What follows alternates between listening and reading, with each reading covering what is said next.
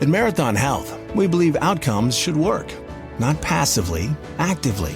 Start earlier, stay later, because this is where better lives and bottom lines come from. Marathon Health. Find out more at outcomesatwork.com. And Mark Ellens, toe tag. How are you? Hi, gorgeous Nikki. What's happening? Brad Forsey, what's happening? Hi, lovely Jenny. The gorgeous Jessica McCreary has arrived, everyone. She likes a good wave, so make sure you wave back. Todd Hunter, good to have you here. We're caught up. We got about, let's say about 30 seconds to go before we're going to launch tonight's show with Alfred Santariga. Alfred, I'm going to get you to tilt your camera up a little bit, if you don't mind, because we just want to see the top of your head there. There we go. Oh, there. Yep. Oh, I'm trying. There you go. That's perfect. How's that? That's perfect. Hi, gorgeous Gloria. Vanner Smith, how are you? Remember, a great way to support this show is by the Super Chat. And if you're new, hit that subscribe button, ring that bell. We are literally 5 seconds away, so get your horns up. Mr. Ron Bumblefoot Thal is next.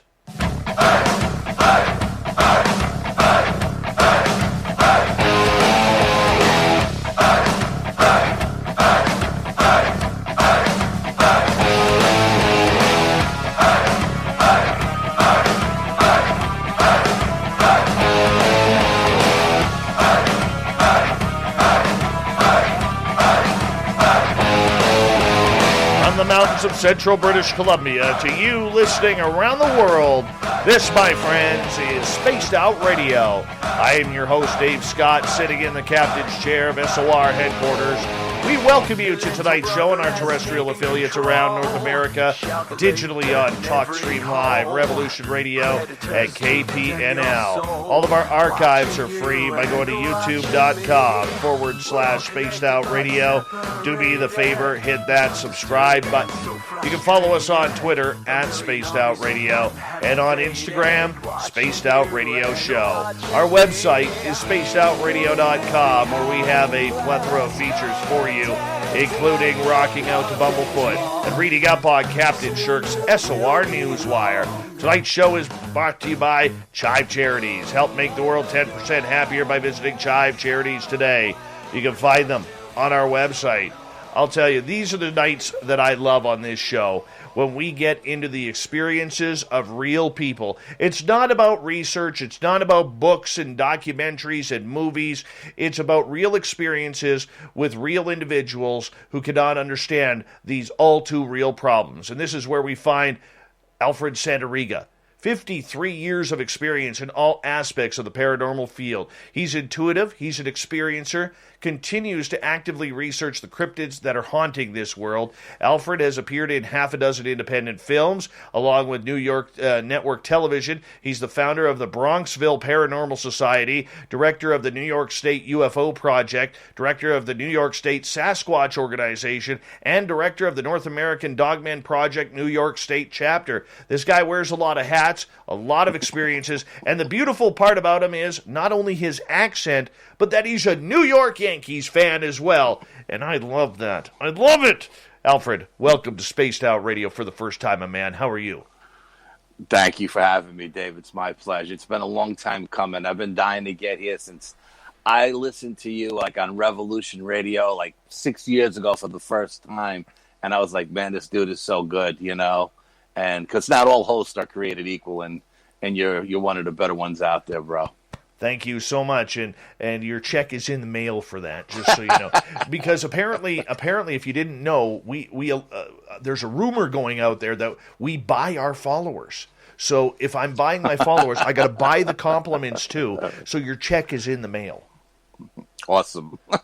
I appreciate you coming on in and doing this with us tonight because, Alfred, you know, we talk to a lot of people on this show, as you know, and I know you're a fan of this show and you're following often with what we are doing. And we've talked to longtime researchers, decades-long researchers, whether it's in UFOs, paranormal, or cryptids. And my favorite stories are what we are going to talk about tonight because in the end, this entire Spaced Out Radio project, this business, this radio show, this YouTube channel that we have put together, comes down to one single reason. Why me? Because my life shifted in 2011 when I had my first experience. And since then, I have had a lot of questions answered. But the problem is, for all the questions I've had answered, there's been about 1 million more questions that are still unanswered, and it makes it more confusing. And I think we as a paranormal society, if we use that term as an umbrella term, we don't pay enough attention to what is happening to those who are having relevant contact and experiences. And this is why I love shows like we are going to do tonight, because it's the real deal of what you're going through. When did it all start for you? Oh, it started for me when I was like 5 years old. At 5 years old, my grandmother had passed away, and I got her room. And for the first week after she passed away, she came by every night to tuck me in. And my mom, who had premonitions all her life and would have conversations with people while she slept, and I told her, and my mother said, she understood, she knew. But my father was a black and white kind of guy, and he was like, "Nah, I'm not buying it." I put grandma on the ground. She's not here. But I was like, I don't know what to tell you, Pop. She's tucking me in at night.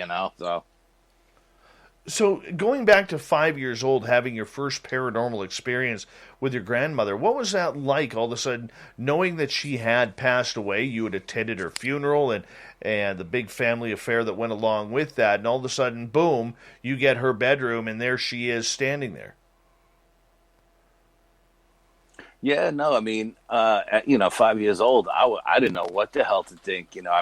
Obviously it was my grandmother standing in front of me, and she's talking to me in Italian. She's telling me, "Don't worry, everything is okay. I'm just here to check on you, tuck you in," and it's just, I don't know. I mean, I was more confused than I was scared, because it was my grandmother, But I also heard a lot of stuff in in the background in the family, like, we all lived in a tenement building, right? 6-story building, and everybody in the building was relatives. We were all related, We lived in an Italian neighborhood. Everybody on the block came from the same village in Italy, and so I would hear my aunts talking to my parents, like in the kitchen, having coffee and cake, saying, like, this one came by, Apparently, my grandmother went and visited a couple of the family members other than myself. But so I knew that I wasn't the only one seeing her, But I was confused, because, I know we buried her, and I loved her to death. But, I mean, what do you do when you're 5 years old? You tell your parents, and, I told my brother and my sister, and my brother's like,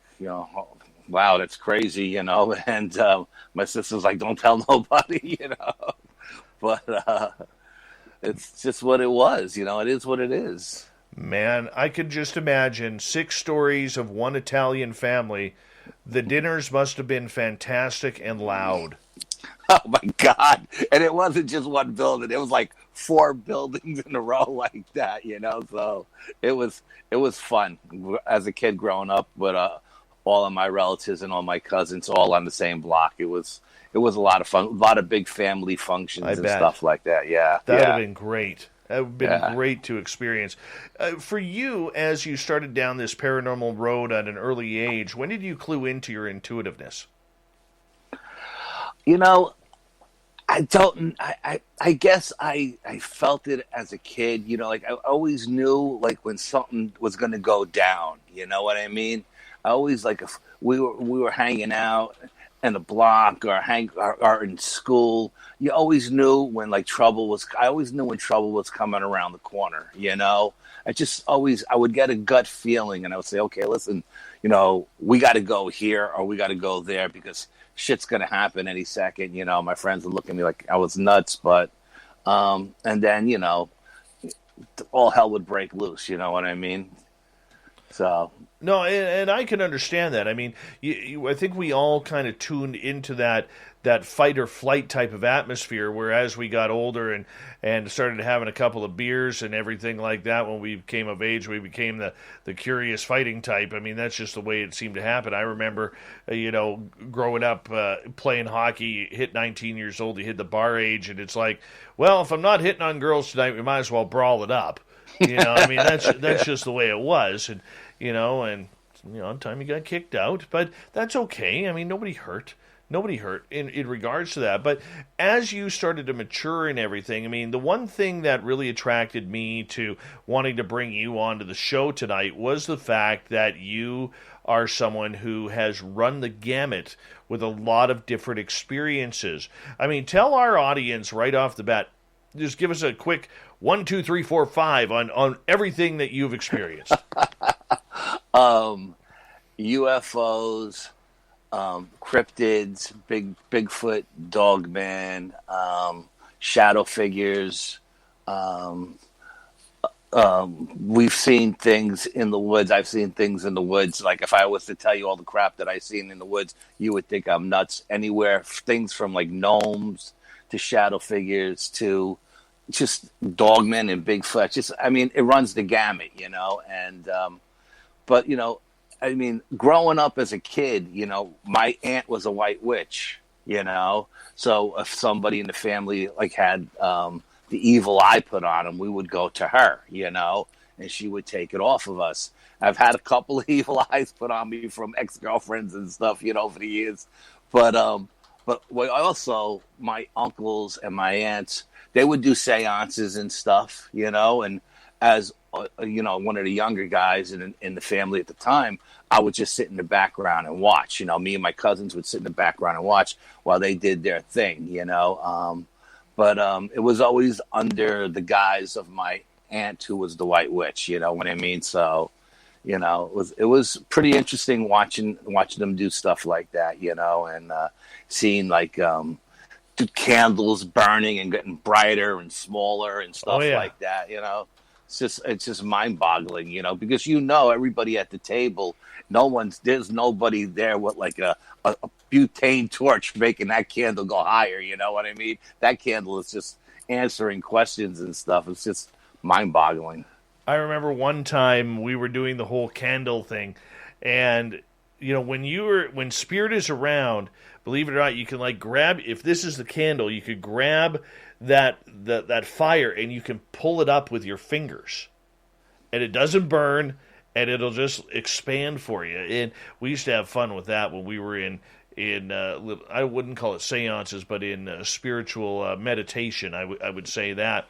Okay, well, let's just start this, man, because I got to tell you, I like gnomes. Okay. And I say that because I used to hate gnomes, but David Weatherly warned me about putting out that negative energy towards gnomes. Tell me about this gnome story that you've seen. Okay, we were doing an investigation one night, and it was Halloween. There was a meteor shower going on. We had been in a couple of different locations. We had just moved to our second location, and the psychic said, "Okay, this location, you're going to see, this. You're going to see all these crazy things." She said, "You're going to see fairies and gnomes and all that stuff." And we're laughing at our, my psychic does everything over the phone from Arkansas.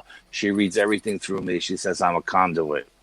And she's telling us that we're going to see fairies and gnomes, and we're laughing at her. Honest to God, we're like, "Oh man, Cindy, you're on drugs," But anyway, we hunkered down and we're filming, and we're doing this and we're doing that. And Brian was with me that night, and all of a sudden, from across the lake, we see these two balls of light, And she said that the balls of light were the fairies. I don't know. The Native Americans, they don't follow the balls of light. They're ominous, whatever. But anyway, I had told Brian earlier in the evening, I said, "Look, if these balls of light show up, you bring your green laser. I'll bring my red one, and we'll hit them with the laser, see what happens." Okay, so they show up. There was 3 of us there, and my friend, the camera guy, Bill, he had a 1,500 lumen flashlight. And these things show up on the other side of the lake. So I said, "Okay, on 3, everybody hit these balls of light." And on 3, We all shot our lights in. Now, Brian hit one, I hit one, and Bill lit up the area just to see what was there, you know. And soon as these laser beams hit these points of light, these balls of light, these orbs, whether you consider them to be fairies or orbs or whatever, they blinked out. And as soon as they blinked out, they were gone. They never came back after they got hit with those lasers. I don't know if we did anything to them, we hurt them or damaged them or whatever. But so then we're filming, and I'm seeing like 7-foot shadow figures jumping from tree to tree. And I'm taking pictures, and I'm saying, you guys see this? You know, film this. And Bill is filming that. Brian's looking behind me, and he says, dude, I'm telling you, there's something running from tree to tree back there. So now Bill comes over. He's filming with his night vision camera. And he's got like a $4,000 camera. The camera's amazing. And he's got a monitor on it. I'm looking at the monitor. He's looking in the camera viewfinder. We're looking at it, and hand to God, I swear to God, 3 little gnomes run from behind a tree to another. First one, then another, then another. Now we got an SD card in the camera, so we're like freaking out, like, oh, dude, we got this, you know? We got it on film. This is insane. And but when we checked the SD card, there was nothing on it. All three of us seen it, clear as day. All 3 of us seen it. I mean, it was crazy. I mean, if you would have told me that I was going to go in the woods and see noise, I would have told you you're out of your mind. See, the closest thing that I've seen to that was my son is now 8. When he was 3 years old, we had just moved up here. It was, going back 5 years already. My goodness. And come late August, September, you really have to watch the trails around here because of black bears. And, you know, they're out foraging, trying to get as much food as possible. And this trail, it was right along the lake, and we were kind of up on this hill, and there's a drop down about 30, 40 feet to the lake. And my son and I had him in his stroller, because just in case we had to take off, it's easier than carrying him, you know, a stroller on wheels. And, you know, I'm not the fastest man, and I don't need anything slowing me down anymore. I mean, safety first. But absolutely. So we come up this knoll, okay, and we hit the peak of it, and there's a geocache up there, and we find that geocache, and then I put my son back in the stroller, and as we started to slowly come down this knoll, all of a sudden, right off the water bank where this bank is, and the lake is down below, there is this little creature. And it's probably 18 inches off the ground, probably 20, 25 feet in front of us. And it comes up from the embankment. It looks like a rotted out 2x4. You know, I always say it looks like a miniature Towley from South Park. Okay? Because it had the stringy little arms and the puffy hands, and then the stringy little legs and the puffy feet. There was no head. It was just like this piece of 2x4, 18 inches, but it was like all rotted and, you know, forest color and everything. And it starts walking along the path. It turns, looks at us, and we stop. And all of a sudden, boom, it takes off right back down the hill. But here's the one thing I remember about this. It was blurry. I had my glasses on, so, you know, my eyes were working properly, but it was slightly blurry. Man, that's weird. And, I mean, you think it was like a wood nymph or something like that? Yeah, it was a wood nymph. That's exactly what one of my First Nations friends had told me. And they take care of the forest. They clean up garbage. They make sure that people are respecting the areas, and that's exactly what it was. But the thing that screwed me up about it was blurry, Al. It was blurry. And I look at all these stories where people are trying to capture photos of Bigfoot and Dogman and all these other cryptids, and those photos are always blurry. And I'm wondering, is there something to it? Yeah, oh, absolutely. Yeah, everybody's got their theories, and it's all theory and conjecture. There's no experts. There are people who are experiencers, who experience this stuff, and then there are people with more experience who research it, but there are no experts. And I mean, we us too. We we believe, Brian and the rest of the team, we believe that it's got something to do with the ultrasound, right? We think ultrasound is causing it. So I went and researched, which is not my strong point. It's more Brian's than mine. But I wanted to research if sound waves could actually interrupt light waves. And I found a study at the University of Berkeley, California, where this professor did this study with the sound waves and the light waves. And there is one particular frequency where the sound waves will disrupt light waves. But it's only at one frequency, and that's it. But it doesn't work the other way around. Light will never disrupt the sound, but sound will disrupt light. And so whatever that frequency is, I don't remember what it was off the top of my head, but it does correlate to what our theory is, as far as the ultrasound goes. Truth. Very, very true in regards to that. So do you think all of these creatures are somehow tied together? Bigfoot, gnomes, wood nymphs, dogman, the cryptid world? I think there's a lot of stuff around us that comes from different dimensions in and out. But I also believe that there's stuff around us all the time that are in different spectrums of light that we just can't see, And I think if we were able to see in every spectrum of light, you would be amazed what you see around you all the time. Okay, so getting back to this gnome then, when you saw all three, Did you try and race them down? No, we actually we were looking at it through the IR camera. So we're looking at it in IR. So that's how we seen it. But when we seen it run across 1, 2, 3, we were blown away. We were just like we couldn't believe our mind can comprehend what our eyes see. And yes, we did go over. We did eventually say, hey, listen, let's go over there and see if there's any evidence, a trail or something. And we went to the original tree that we seen them come out from behind, and we went across the path to the other tree, and there was no... Okay, so if you don't already know, Kohl's is the best-kept secret for back-to-school shopping. My daughter's heading off to college, and I got a great deal on a bedding set for her dorm, which she absolutely loves. Picked up some pillows for $11.99 and got her new jeans for just $21.99. I mean, whoa. With prices like that, you can't say no. Did I mention I got Kohl's Cash and it was ready for pickup in less than an hour? So, yeah, I'd say it was a success. Select styles. Prices good 8/18 to 8/22/2021. Some exclusions apply. See store or Kohl's.com for details.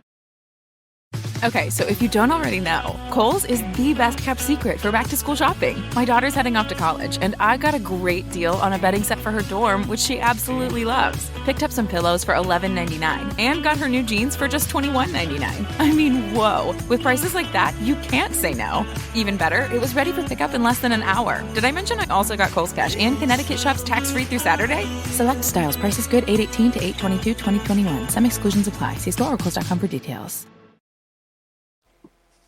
Evidence of them ever being there. Like there wasn't a game trail, there wasn't any footprints, there wasn't anything out of the unusual. It was just the woods. We were surrounded. We were 5 miles deep in the middle of the woods, and it was nothing but woods around us.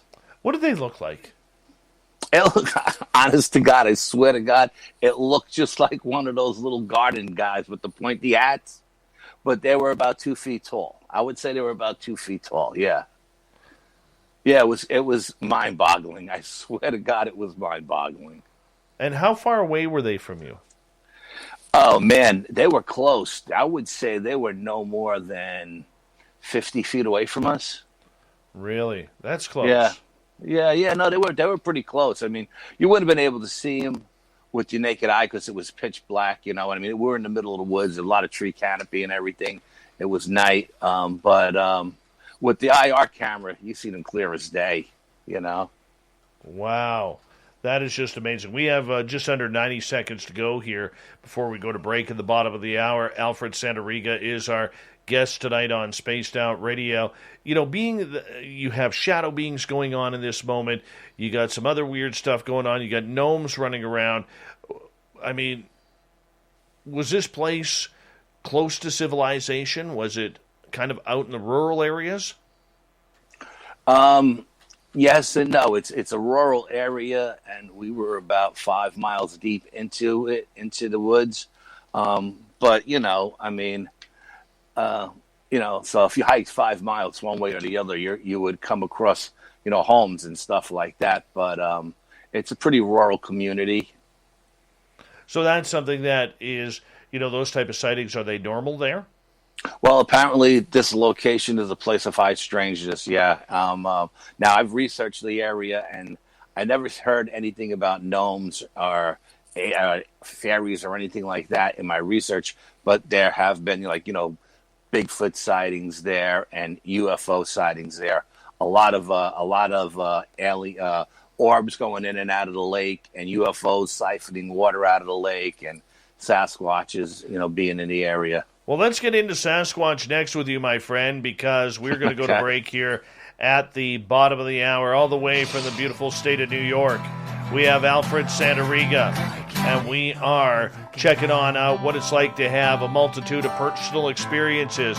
It's one thing to research, to write books. It's another thing to chase down your own curiosity when it happens to you. Spaced Out Radio continues right after this.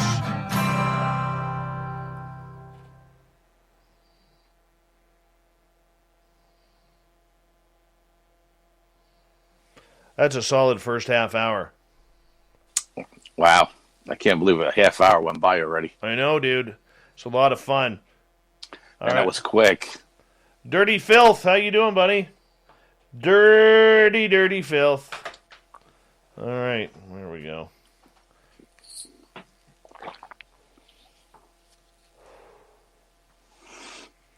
Who am I not laughing at? Joe. Why am I not laughing at Joe? Is Joe insulting me? All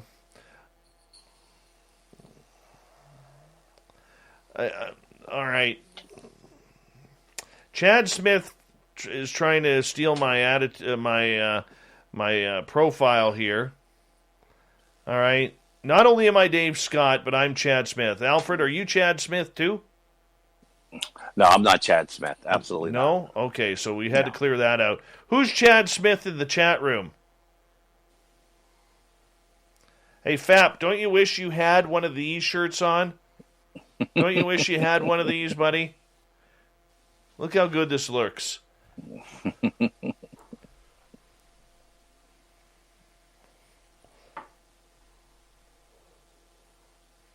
Well, Adam is Chad Smith. Lazarus is, I keep wanting to say Lazarus. Lazarus is Chad Smith. 509er is Dave Scott. All right. Race fans, Chad Smith. Oh, what did Tammy say? Late night on the highway, I saw 3 baby T-Rex come out of the ditch. I said I may as well stop watching deer now, but maybe they were real. I am Chad Smith. Look at that. Look at that. Let's see here. Brian, hey, welcome back, Brian. He says we're all Chad Smith. Oh, Ben from UFO Garage. Hey, buddy, how are you? He says he is Chad Smith. Uh-oh. And Black Dragon, thank you for that amazing super chat, man. Damn. Thank you. That's really nice, man.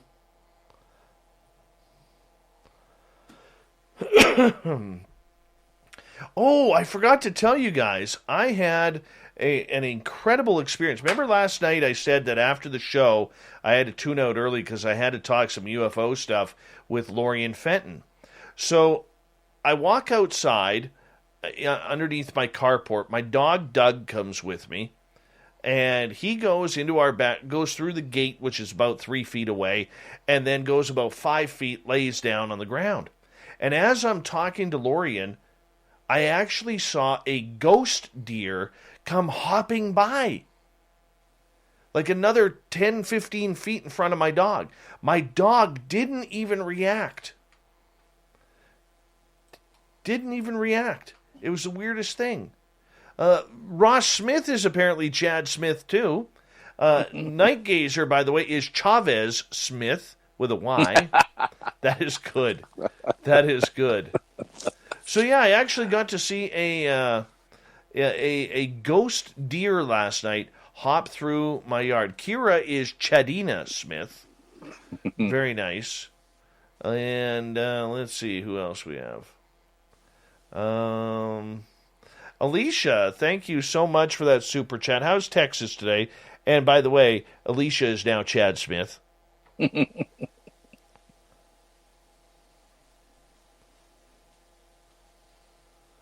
And let's see here. Let's see, Fap, you would never see me in a ridiculous Yankees outfit. Dodgers for life. Well, I mean, everybody has a sickness, man. Snakes, you know what the problem is, Fap? Is the Yankees don't make a head opening big enough for you to fit your melon in. That's the problem. You went with the only jersey that your head could fit through, and it happened to be a Dodgers. Snakes is Chad Smith Sr. Let's see here.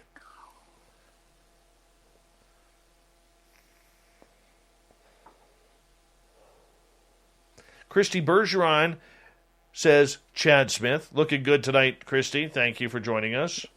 We got about... it was transparent, Apollo. It was totally transparent, that deer. Yeah. Toe Tag, how are you? He's the real Chad Smith. Elaine is Chadzina Smith. Look at that. Yeah, that's a nice one. That is nice. Very nice. Big thank you quickly to Alicia, Black Dragon, Brian, Murray, and Michael for the amazing super chats. It's a great way to take care of this show and all the hard work that we do on a nightly basis. And big thank you to all our new subscribers and everybody tuning in for the first time. And here we go with the second half hour.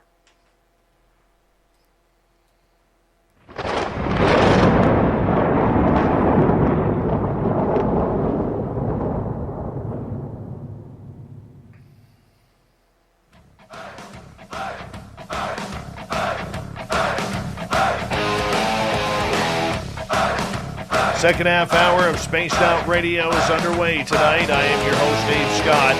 Thank you so much for taking the time to join us. Really do appreciate earning your listening ears. Want to remind you that if you've missed portions of this show or others, check out our free archives by going to youtube.com/Spaced Out Radio. Just do old Davey the favor. Hit that subscribe button. Our website is spacedoutradio.com, where we have a plethora of features for you, including rocking out to Bumblefoot and reading up on Captain Shirk's SOR Newswire. Follow us on Twitter at Spaced Out Radio and on Instagram, Spaced Out Radio Show. We continue on with a life of experience. Tonight, our guest, all the way from the beautiful state of New York, Alfred Santariga, is with us. I hear he makes a fantastic pasta. I really want to try this out. When's my invite, by the way, for dinner, Alfred?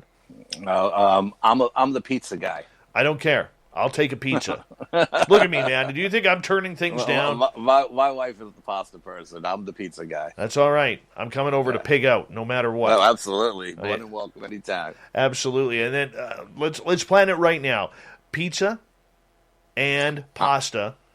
And then when we get filled up, we're going to have a nap because and then after that, what we're going to do, go find some Bigfoot.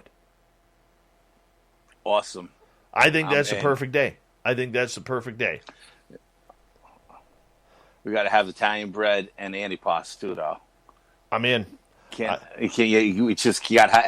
all goes together, I am so in. I am so in. I'm getting hungry just thinking about it. My friend, tell me about your first Sasquatch experience. Okay. My first Sasquatch experience was in 1974. Down in South Florida, a little town called Davie, Florida. My cousin Anthony and I, we would get shipped down to Florida every year. It was like our summer camp.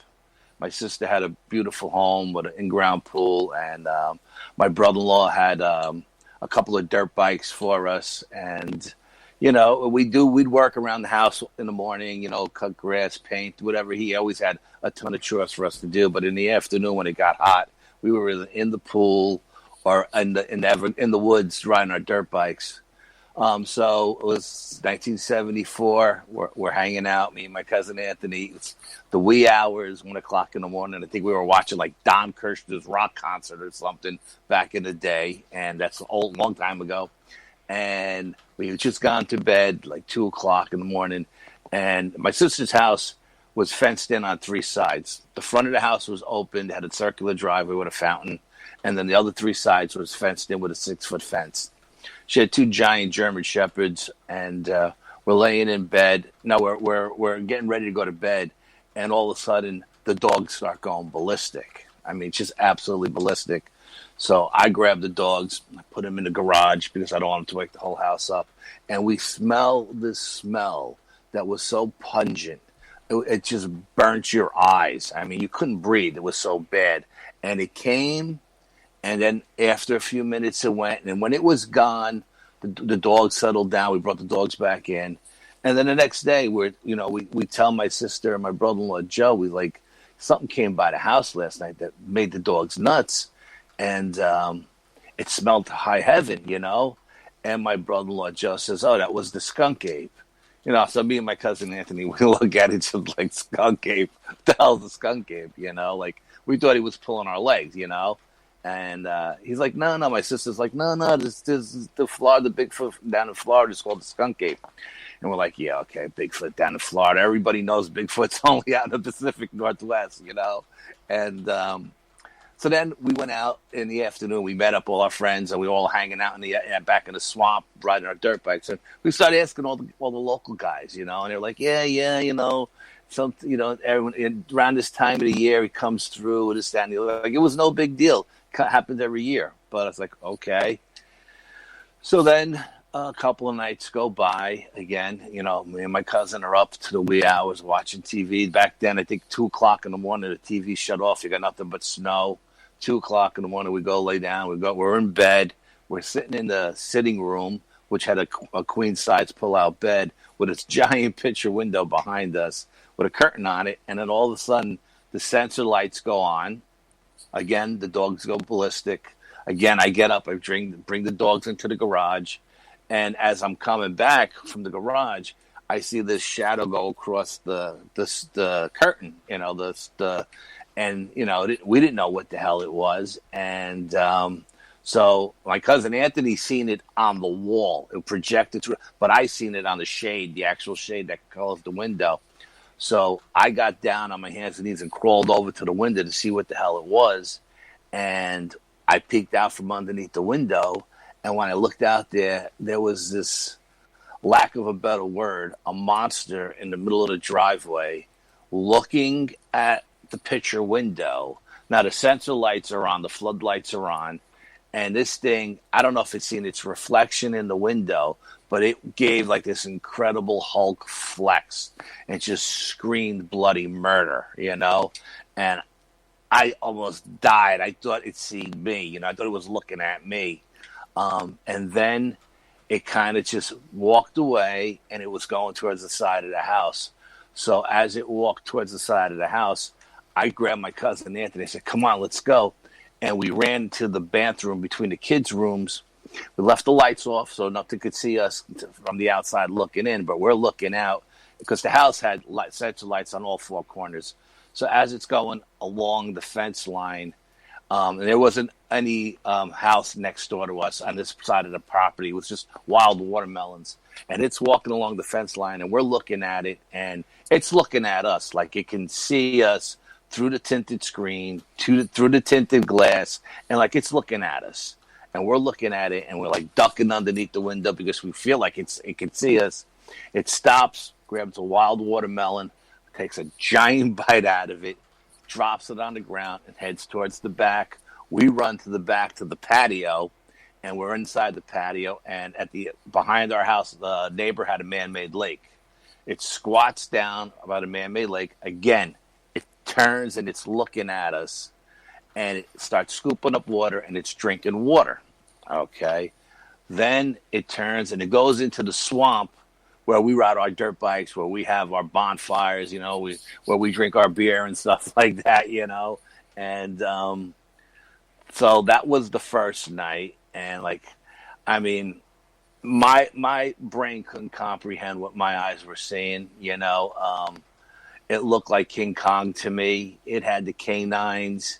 Its eyes were red, but that could have been from the light from the sensor lights. It had like a reddish tint hair. It was dark, but it had red tint hair. The next day, we told my brother-in-law what happened. We went out around the property. We found the footprints. They were like 18 inches long, and he was going to cast them and put them on his bar.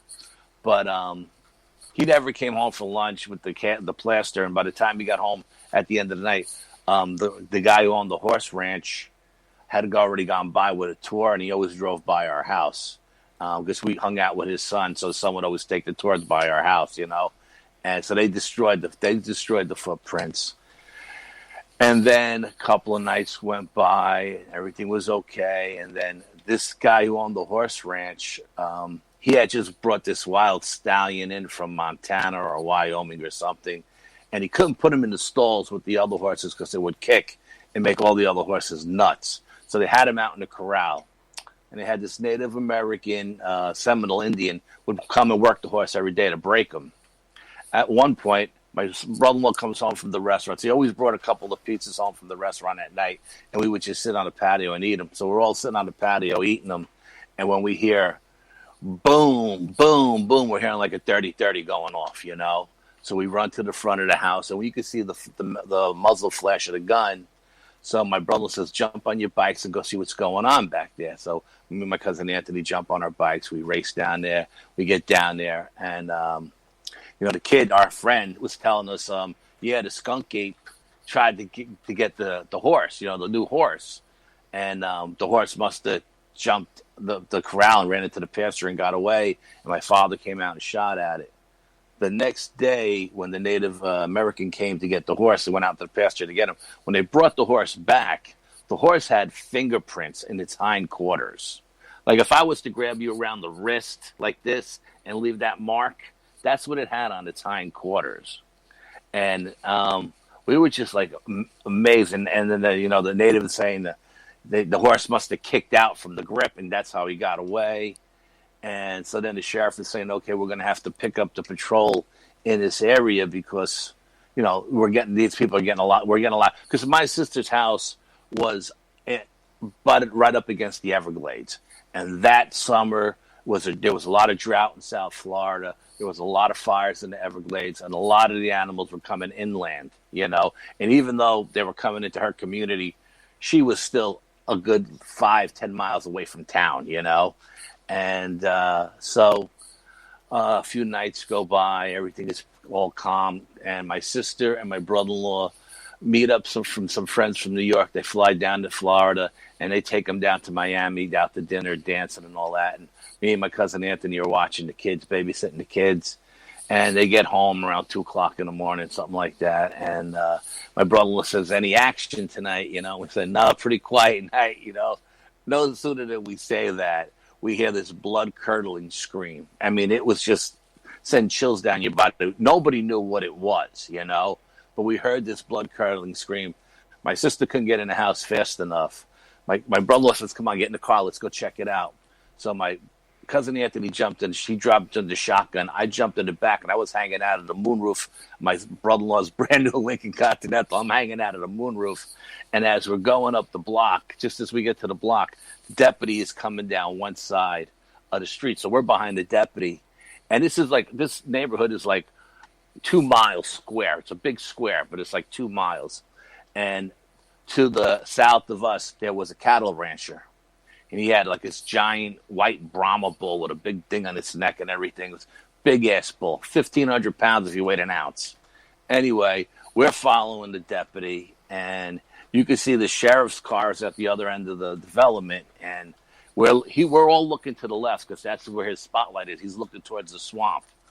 And this creature runs out from between 2 houses on the right, and he hits it with his car. Oh, no. And this car stopped like it hit a telephone pole. No kidding. No.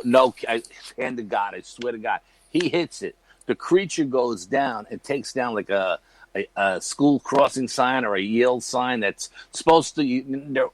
the way that the people from the town told me is like, the 150-mile-an-hour winds couldn't bend this sign. Well, this creature bent it right in half. Boom, okay? Now, the creature gets up. My brother-in-law hits it with the high beams. I'm sitting outside the moonroof looking at it. It's like surreal. It's like in slow motion. The creature limps over to the police car. Okay, so if you don't already know, Kohl's is the best kept secret for back-to-school shopping. My daughter's heading off to college, and I got a great deal on a bedding set for her dorm, which she absolutely loves. Picked up some pillows for $11.99 and got her new jeans for just $21.99. I mean, whoa. With prices like that, you can't say no. Even better, it was ready for pickup in less than an hour. Did I mention I also got Kohl's Cash and Connecticut shops tax-free through Saturday? Select styles. Prices good 8/18 to 8/22/2021. Some exclusions apply. See store or Kohl's.com for details. Every editor knows the perfect video needs the perfect music to make it really pop. Find it easily on Premium Beat, where you'll hear world-class music produced by award-winning musicians. Best of all, unlike other music providers, our license gives you tracks for a lifetime. Pay once and never again. Save 25% on your next track. Just visit premiumbeat.com/royalty-free/podcast to redeem your coupon. That's premiumbeat.com/royalty-free/podcast. Looks dead at the deputy in the police car, and with a hammer punches the front of the car and screams right at the bloody murder. The back of the car comes off the ground. No. And we're sitting there like this, like, oh my God, and it limps off into the swamp. Now, back then, the deputies used to carry the shotgun in between them. Yes. And he could have easily reached that shotgun and shot through the window. At this point, the sheriff comes down the block. He sees the car totaled in the middle of the street. It's like, what the hell happened? The deputy's giving him a report. He wants a report from us because we witnessed it, right? I guess for insurance I don't know. How do you go to make an insurance claim that Sasquatch just wrecked my vehicle? I mean, he was taking our statement, so we were giving him the statement. And then at this point, the cattle rancher comes racing up the street in his pickup truck. And he says, you got to come see what this damn creature did to my prize bull. And I'm thinking, what could this thing done to this bull? This bull was a monster. It's like the size of a minivan, So we take off with the sheriff. The sheriff takes off. We follow the sheriff, and we get to this guy's ranch, this cattle ranch, and the sheriff has got his spotlight, and he's crossing across the pasture, and there's this bull bleeding out with no head in the middle of the pasture. And then he finds the head. It's like 100 yards away at the other end of the pasture. And this creature ripped this. That's what we heard scream. When this creature ripped that bull's head off, that was the scream we heard. That was blood curdling. Yeah, and he ended up taking a couple of shots at the creature with his shotgun as well, but I don't think anyone ever hit him. And then the next thing you knew, there was like town police and county police and state police and helicopters and horses and dogs, and they searched the swamps high and low, and they never found anything. And that whole summer, we're watching this stuff go down on TV, right? There's reports of skunk apes all over South Florida. Every night there's somebody on the news being interviewed, cops, state police, county police, residents, peeping toms. There was a peeping tom, all of this stuff. And so we thought, they would come and interview us. No one ever came to interview us. It was like it never happened. We went and got the paper the next day. We looked in the paper for anything, and we like 3 different papers. Nobody had anything on anything. I don't know why it wasn't reported, but that was my first experience with Bigfoot. Yeah, no and I'm telling kidding. you, this creature was 9 feet tall, at least 900 pounds, okay? And the way I got that is my sister's fence was a 6-foot fence to keep the dogs in from jumping over. And this creature was head and shoulders above that fence, So, and I'm just going like 100 pounds per foot. So if he was 9 feet tall, he was a minimum of 900 pounds. That is absolutely incredible. Because, yeah, it was insane. Because we hear of these creatures, in the South, from Louisiana all the way over to Florida, that they are mean. They are aggressive. They are pissed off for some reason. Not like we have here in the West Coast from Northern California up to Alaska, where these creatures seem a lot more docile. Yeah. No, this thing was, I don't know if it was the fires that pissed it off or what, but you could hear it scream in the swamp where we used to go horseback riding, when we used to ride our dirt bikes. We used to have bonfires in there.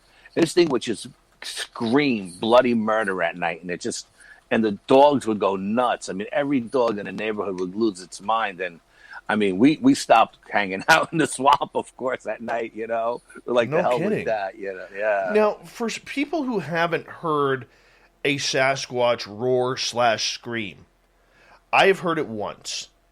And I will tell you, and this was probably 100 feet behind me and three friends. I have never heard something so blood-curdling in my life. And the one thing that intrigued me about it, and I don't know if you noticed it or not, did you notice that it didn't echo?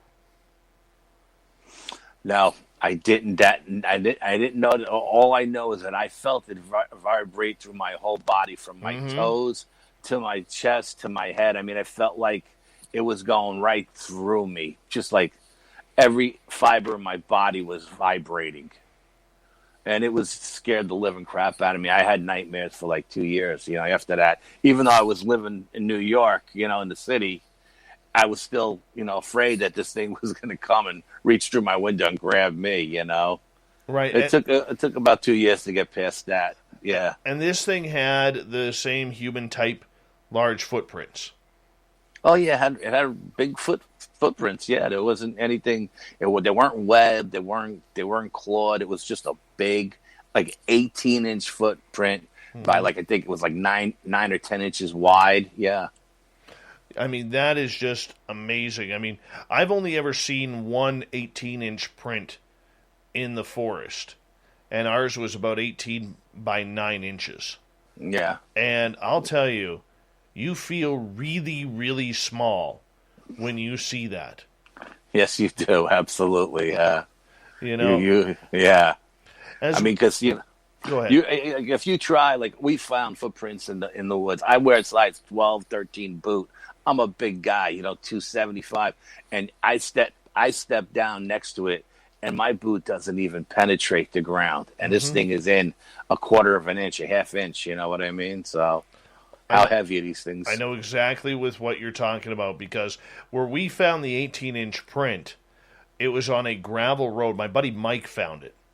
And it was on a gravel road that, around here where we have a lot of logging, these gravel roads get like hard concrete from the big trucks rolling on down them. And you could walk on this all day long and you're not going to see a human footprint. And for this creature, whatever it was, to leave a footprint in that, padded down gravel, that says something. Yeah, that's a big boy. Absolutely, yeah. As we got about 3.5 minutes to go here, this wasn't your only Sasquatch encounter. No, that was just the first one. Yeah. Tease us with another one. Let's see. Let me think. I got a hot spot here that I go to, and we go there and we do our investigations and we do all kinds of experiments and stuff, and we were at this location at one point. I was with a friend of mine who was a alphabet agency guy, right? He wanted to come with us, and I was sitting there with him, and we do what we do to bring him in. We have our own little technique, and this creature came in.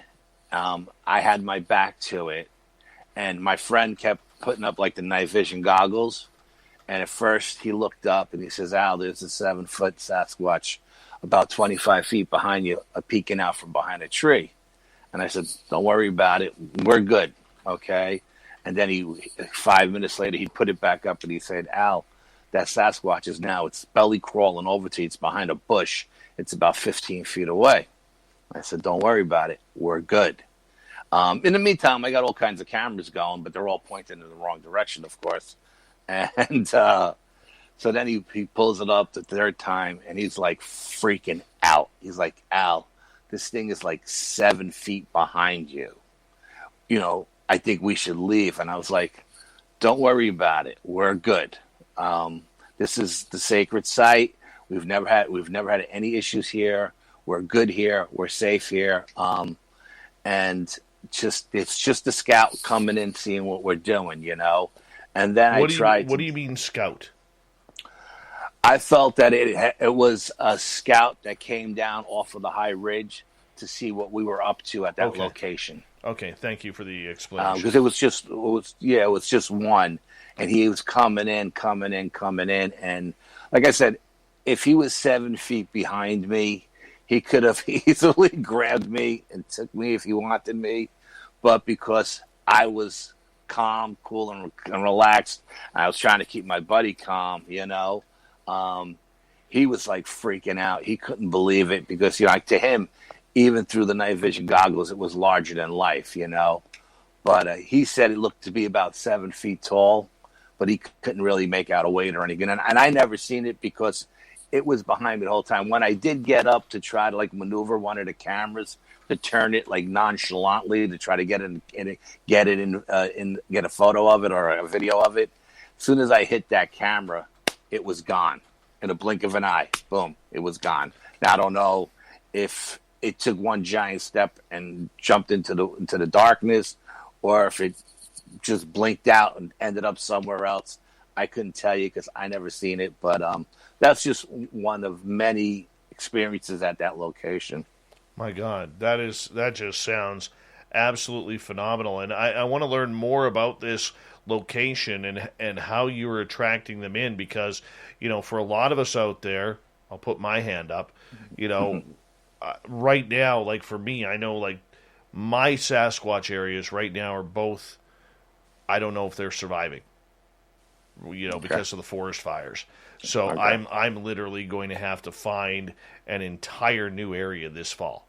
Because I don't think they're going to go back to that burned out area. So, it's something we need to talk about. We're going to continue the Sasquatch talk here on Spaced Out Radio. Our good friend Alfred Santariga from the beautiful state of New York is here.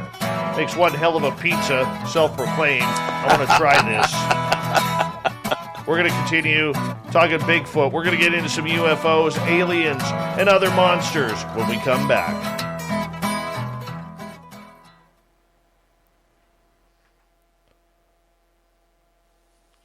Hello, John Poe. Yeah, the bears are kind of cool too. I love bears. I really, really love bears. Saw my first grizzly bears this year. Oh, wow. In the wild. A mama and two cubs.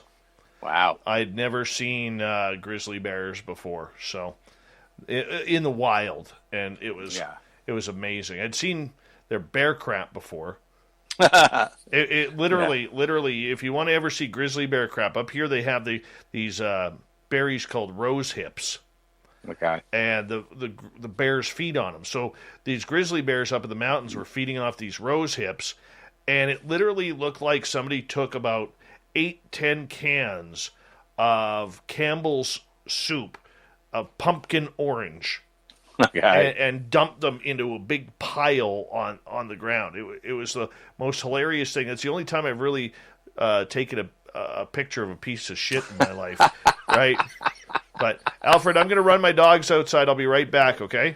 Yeah, go for it. I'm going to mute you down, and I'm going to just empty the seat here. I'll be right back, buddy.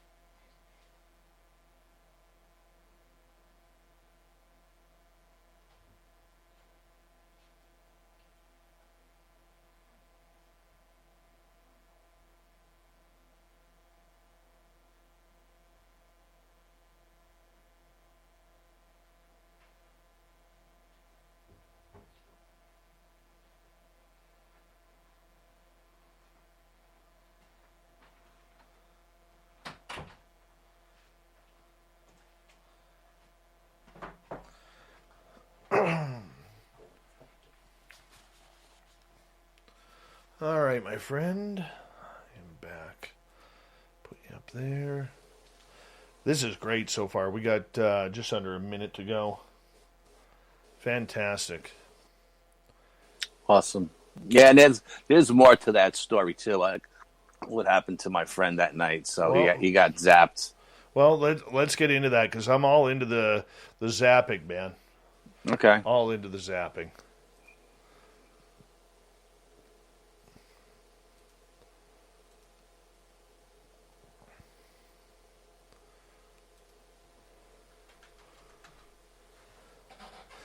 This is good stuff.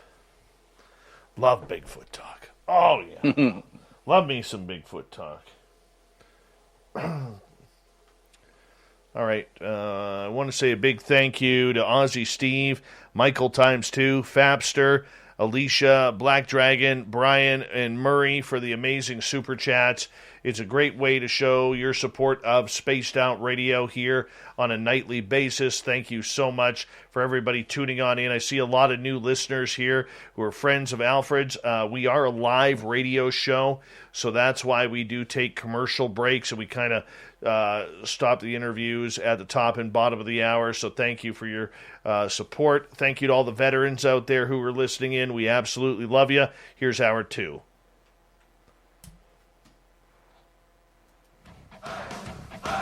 You're listening to Spaced Out Radio with Dave Scott. Follow Dave on Twitter at Spaced Out Radio and on Facebook, Spaced Out Radio Show. Here we go with hour number 2 of Spaced Out Radio tonight. My name is Dave Scott. Thank you so much for taking the time to join us. We really do appreciate earning your listening ears wherever you are on this beautiful planet we call Earth. We want to say hello to everyone listening in on our terrestrial affiliates around North America and digitally on TalkStream Live, Revolution Radio, and KPNL. All of our archives are free by going to youtube.com/Spaced Out Radio. Do old Davey the favor, hit that subscribe button. The Desert Clam has set the password for tonight in the SOR Space Travelers Club. Abdominus. Abdominus is your password. Use it wisely, Space Travelers, as the Clam sets the password each and every night right here on Spaced Out Radio. Our website is spacedoutradio.com, where we have a plethora of features for you, including rocking out to Bumblefoot and reading up on Captain Shirk's SOR Newswire. Follow us on Twitter at Spaced Out Radio and on Instagram at Spaced Out Radio Show. We continue on tonight with experiencer Alfred Santariga. He's experienced ghosts, paranormal, Bigfoot, Dogman, UFOs, extraterrestrials. He's run the gamut, and these are the stories we love to tell, that normal everyday people like you and I are having some extraordinary experiences. Alfred, welcome back. Thank you, Dave. Thank you for having me. All right, you're telling this amazing story right before the break about you and your friend out looking for Sasquatch, and here it comes within 7 feet, but it gets weirder. Yeah, we were, after it left, the energy of the area changed, and so we called, Brian actually called me, and he was remote viewing the location, and he's like, I don't know if this means anything, but I'm seeing a blue flash, and I don't know what that means, but, look out for a blue flash. So like, okay, we'll look out for a blue flash, okay? But after that happened, the energy changed, and my friend wanted to investigate a different location. So I said, okay, we have like 2 or 3 different locations, and so I said, okay. So we packed up the gear, and what's weird is that the whole time we were there for hours. I like to do a day-night thing. I like to get in during the day and do all my experiments during the day, like a baseline thing. And then as the energy amps up, do all my experiments all over again and see how the energy changed, So as we were leaving, we got to hike down off this high plateau and down to the main trail, which is like a goat trail. And we have to go south to head to the next location. And I start going north. And I'm walking north, and then we walk maybe, 100 yards or so. And I say, wait a minute, stop. I'm going the wrong. I see the moon point, on the lake, and I'm like, I'm going the wrong way. So we turn and we start walking, and then his headlamp goes out. So now we change the batteries on his headlamp. We walk another.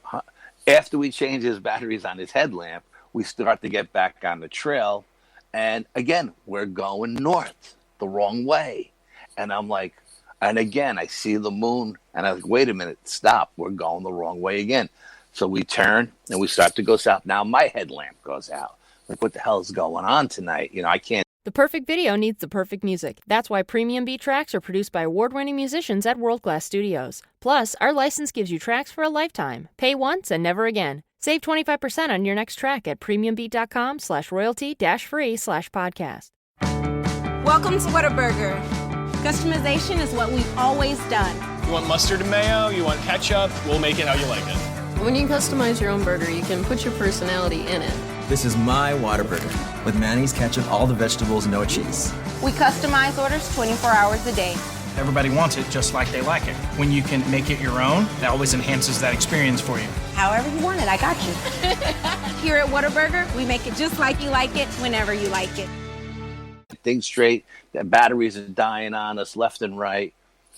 So we get to our next location, and we're in this swampy area off the Appalachian Trail, and I'm explaining to him this is a location where one night we were out there, and the Sasquatches were actually attacked a group of coyotes, and the coyote ran over my foot, tripped me. I fell into a tree and dislocated my shoulder. This whole 9 yards. We're going into this long story about how I dislocated my shoulder, and I'm being pulled off the trail. So I said, let's go off the trail. I'm being pulled off the trail. So we're walking deeper into the woods. I want to quickly cut you off right there. When you say you're being pulled off the trail, was this psychically? Yeah, just like something is drawing me off the trail into the woods. I feel like I'm being pulled there. I have to go there. This happens to me all the time. I don't know what it is or how to explain it. I just say I'm being pulled. Some kind of energy is pulling me off the trail. So we go off the trail and we go in maybe a quarter of a mile, and then we start finding all kinds of Sasquatch signs, tree breaks, arches, X's, and all this stuff. And this is a location that I've never been in before because I've never gone off the trail at this location. And then I get a gut feeling like, you know what? I feel like we're being drawn into something here. And I say, I think we got to turn around and we got to go back. I don't like the vibe I'm getting, And we're almost going down into a bowl. And I felt like, I don't know, I just got a bad vibe about being down there. So I got goosebumps now just talking about it. And so I turn him around. I say, come on, let's get out of here.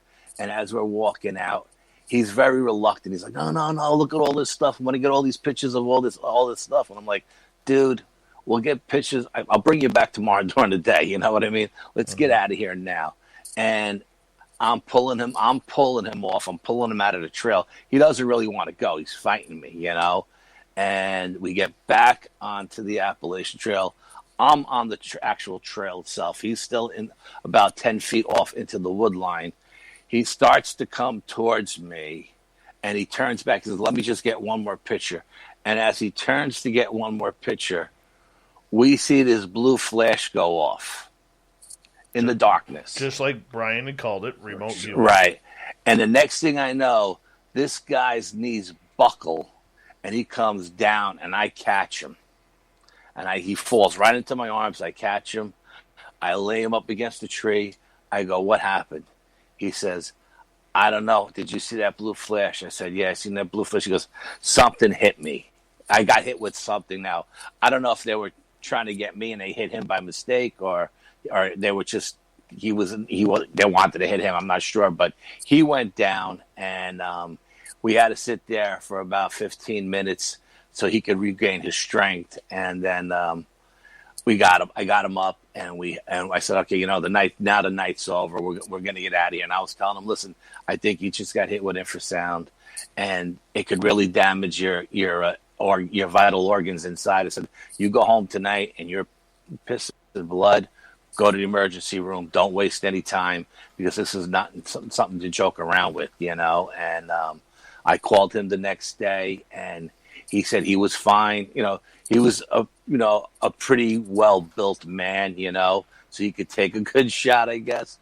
But it dropped him to his knees, and so that was. I mean, Brian called it, and it happened. And I don't know if we were being lured into a trap, or if we were getting too close to a den. Maybe I was being pulled in there because I was feeling their energy, and I was going towards this den, and then all of a sudden, I got these bad spidey senses telling me, you know what, you should stop right about here and turn around. But that was the only time we ever got zapped like that. But we weren't at the sacred site. We were off trail. So. Yeah, I can totally see that happening. I've heard of that happening before. I haven't seen that happen in front of me or anything like that. But I mean, that is just something that I couldn't imagine what that felt like. And I mean, that opens up the door, Alfred, to a lot of different ideas of what Sasquatch is. So the great debate is it a flesh and blood monster, or is it a supernatural type being? I lead to the fact that there is something special about this creature. So, I mean, that's kind of where I'm going with it. How do you feel about that great debate in the Bigfoot world?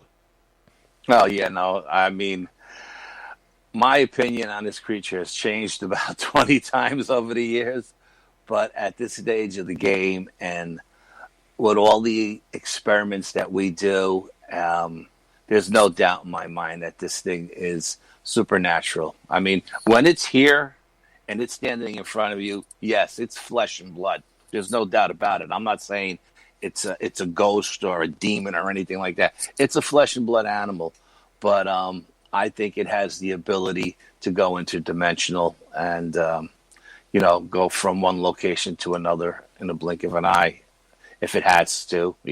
I also feel that a lot of times when hunters have these creatures in their sights, their crosshairs, and they disappear, I also feel that these creatures haven't actually disappeared. I think they just raise their vibration and they change the spectrum of light that they're in, and you can't see them anymore. I think if you're looking through a scope that's got night vision or ultraviolet capability, something like that, or even thermal, I think you'll still be able to see them. But how many hunters are going out with those kind of scopes? But that's the amazing thing, and we kind of brought this up on the show previously when talking about Sasquatch. How many people out there? How many hunters are out there every day looking for game, and they never encounter this? They never have an encounter. Like I mentioned as an example, my buddy Mark, who I go out in the forest with. I mean, previous to me showing him a Sasquatch footprint, didn't believe in the creature. Said, I've been hunting for 35 years. I've been a hunting guide. I've been a cougar tracker. I've been a wolf tracker. I've come across some of the most dangerous game in North America, and face to face, never have I seen anything to do with Sasquatch. I don't believe it's out there. Then I showed him a print, and it changed his entire focus.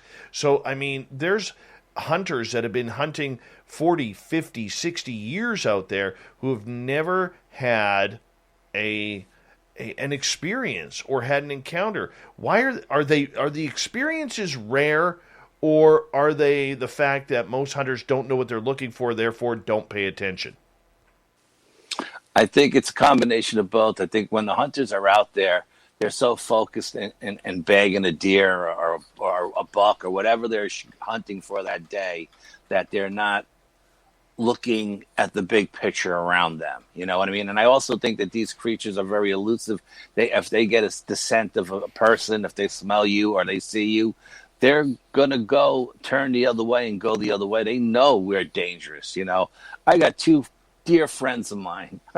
One guy I played football with in high school. All right, that's how far back we go. Both big hunters. Both broke my chops for years about Bigfoot. I can't tell you how much they broke my chops about it. Then one day, One of my friends, John, he's hunting in the swamp where he's hunted his whole life. Never seen anything. He's been hunting for 40 years. He's bow hunting in the swamp. He's up in a tree stand, and he hears splashing around about 100 yards away. And he looks through his rangefinder to see what's splashing around, and looks like a bear in the water, like digging up like turtles or something, And then all of a sudden, he's looking at it. And at that point, we had a lot of rain that summer, that fall, and the swamp was really high. The water was high, and he said all of a sudden this thing stood straight up, sniffed the air, turned and looked at him, and he said it wasn't a bear. He said it had to be about 12 feet tall. He said the water only came up to its waist, and he said it walked, once it caught wind of him, it turned and walked away from him. And he said he walked through that water like you and I walk along the sidewalk. Like the water wasn't even there.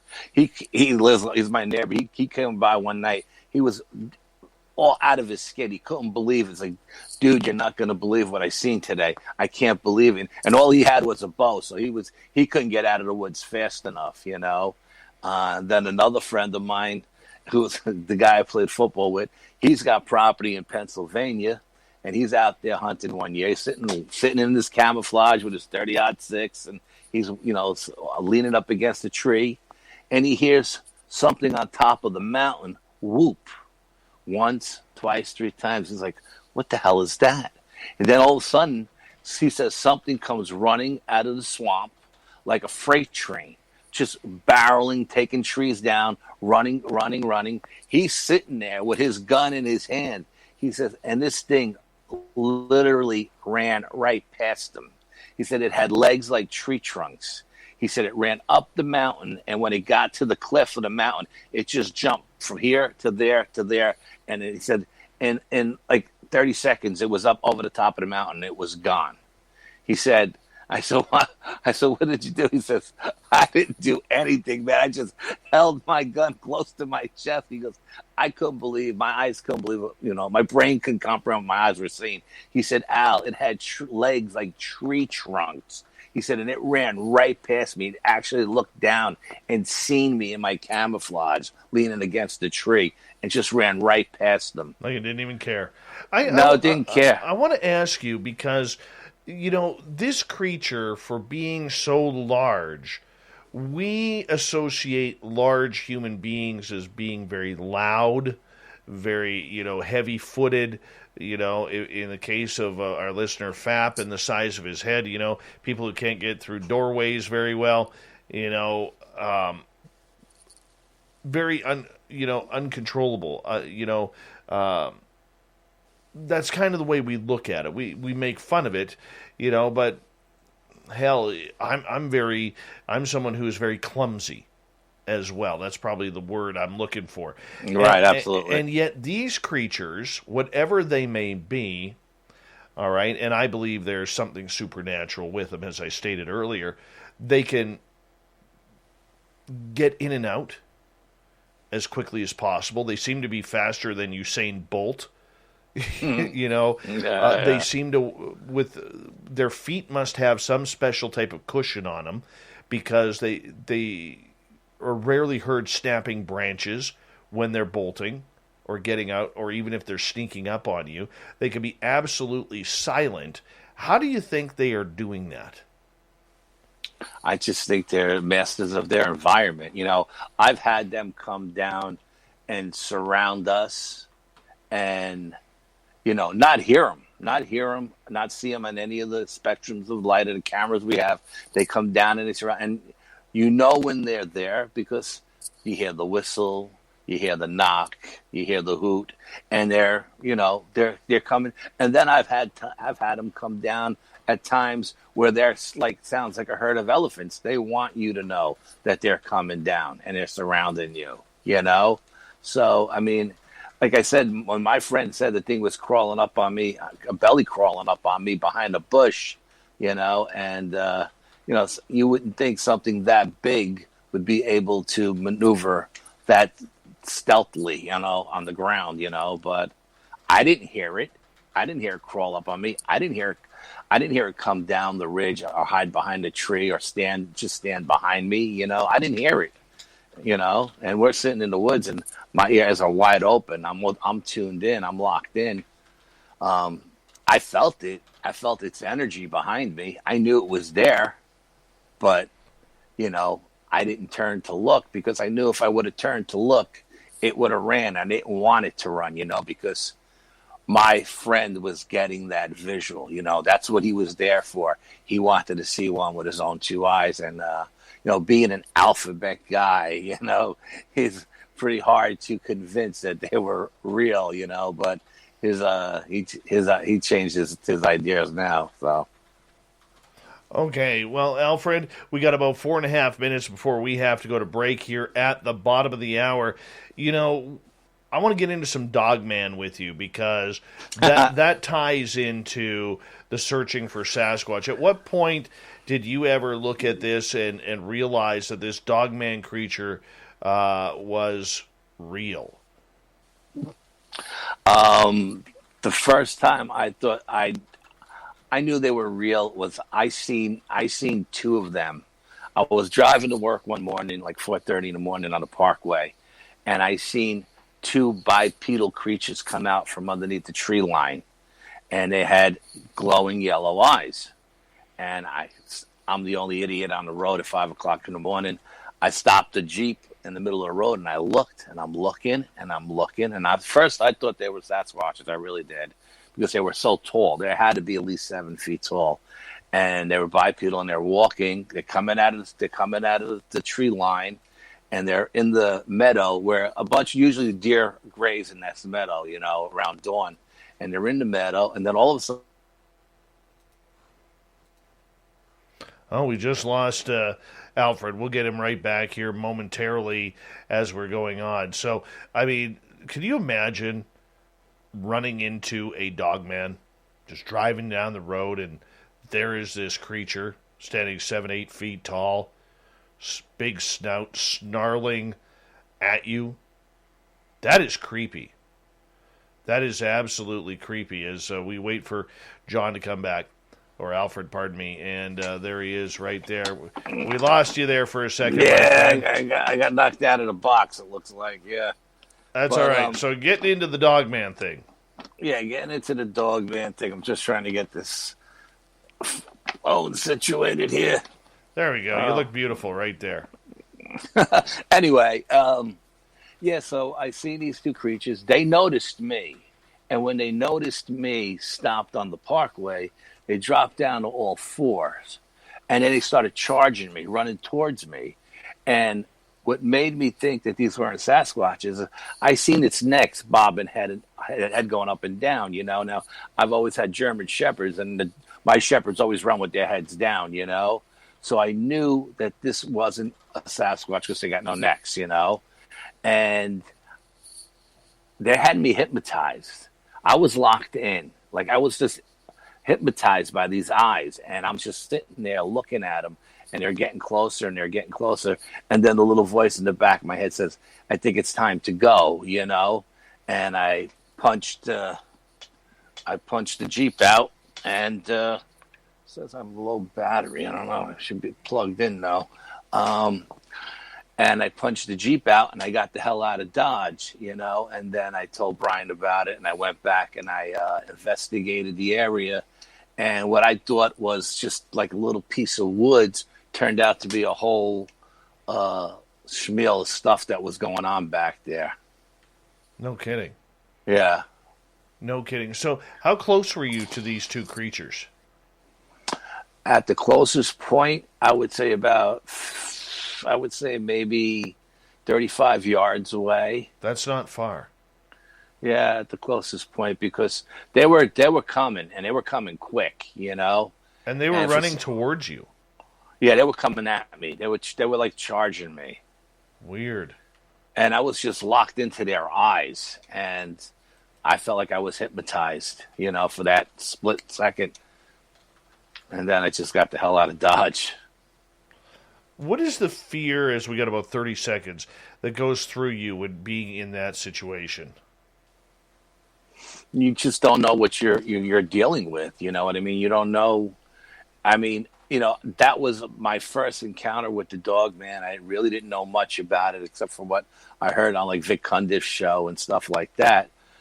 So it was just, it was an unusual experience because it was new to me. I didn't know how to handle it, and I never had that feeling before where something had me in its gaze and locked me in.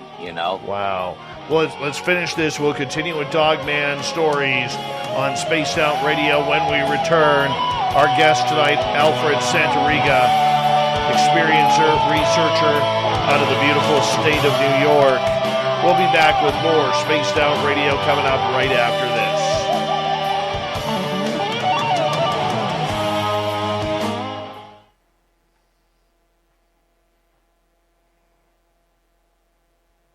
All right, we're clear.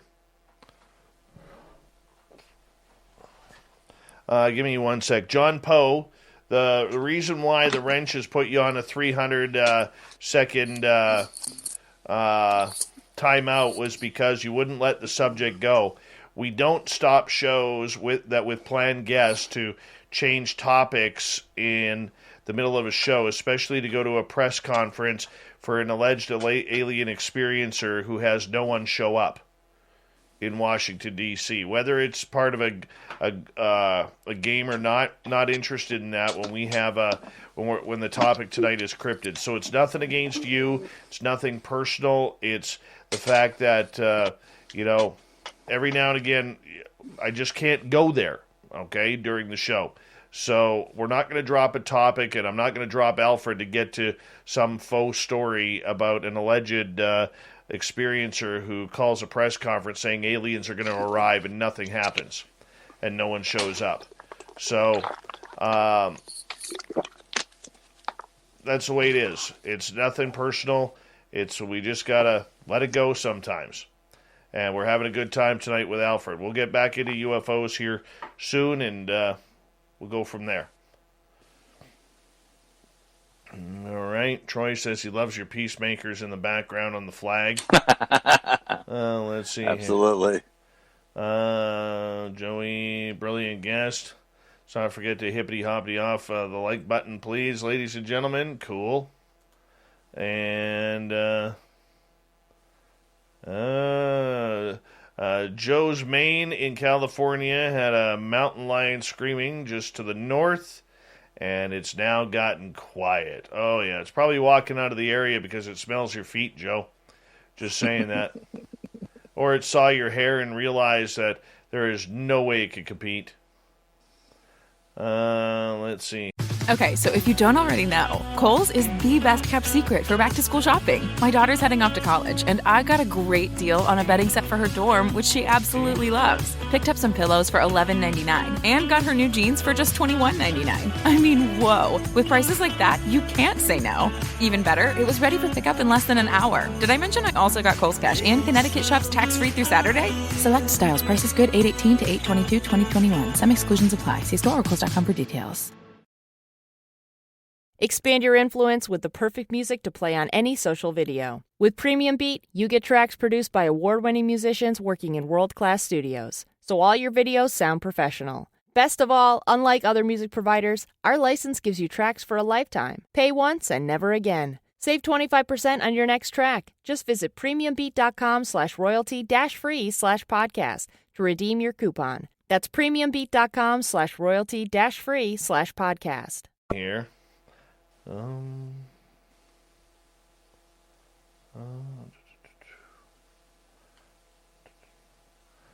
by the way, John, you're not blocked. You're not blocked. We rarely block people here, so just enjoy it.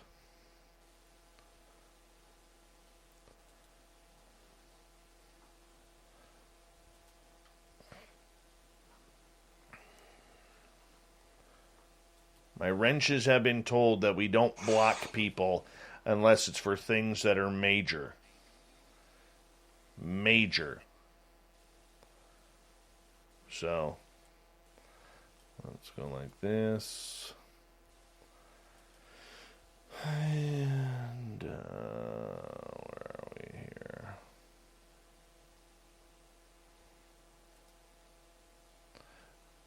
And wrenches, we got bigger things to worry about than false blocking someone there.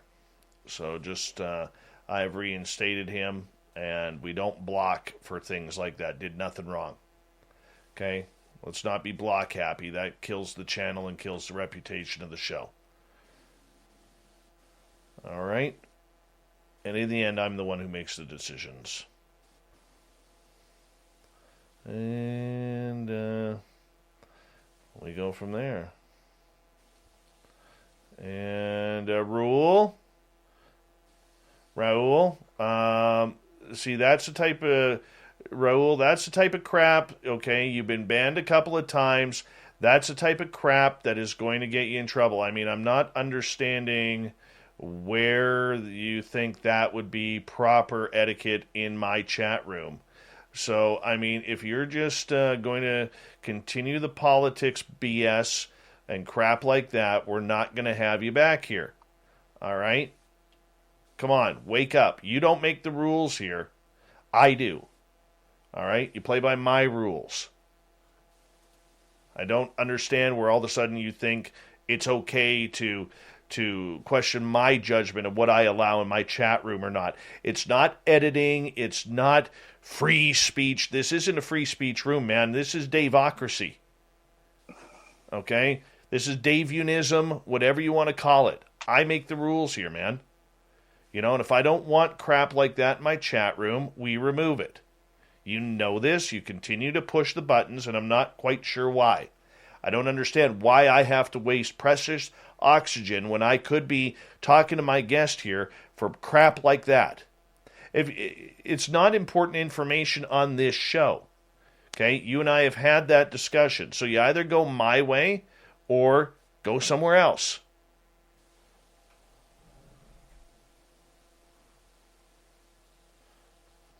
Unbelievable. Sorry, Al.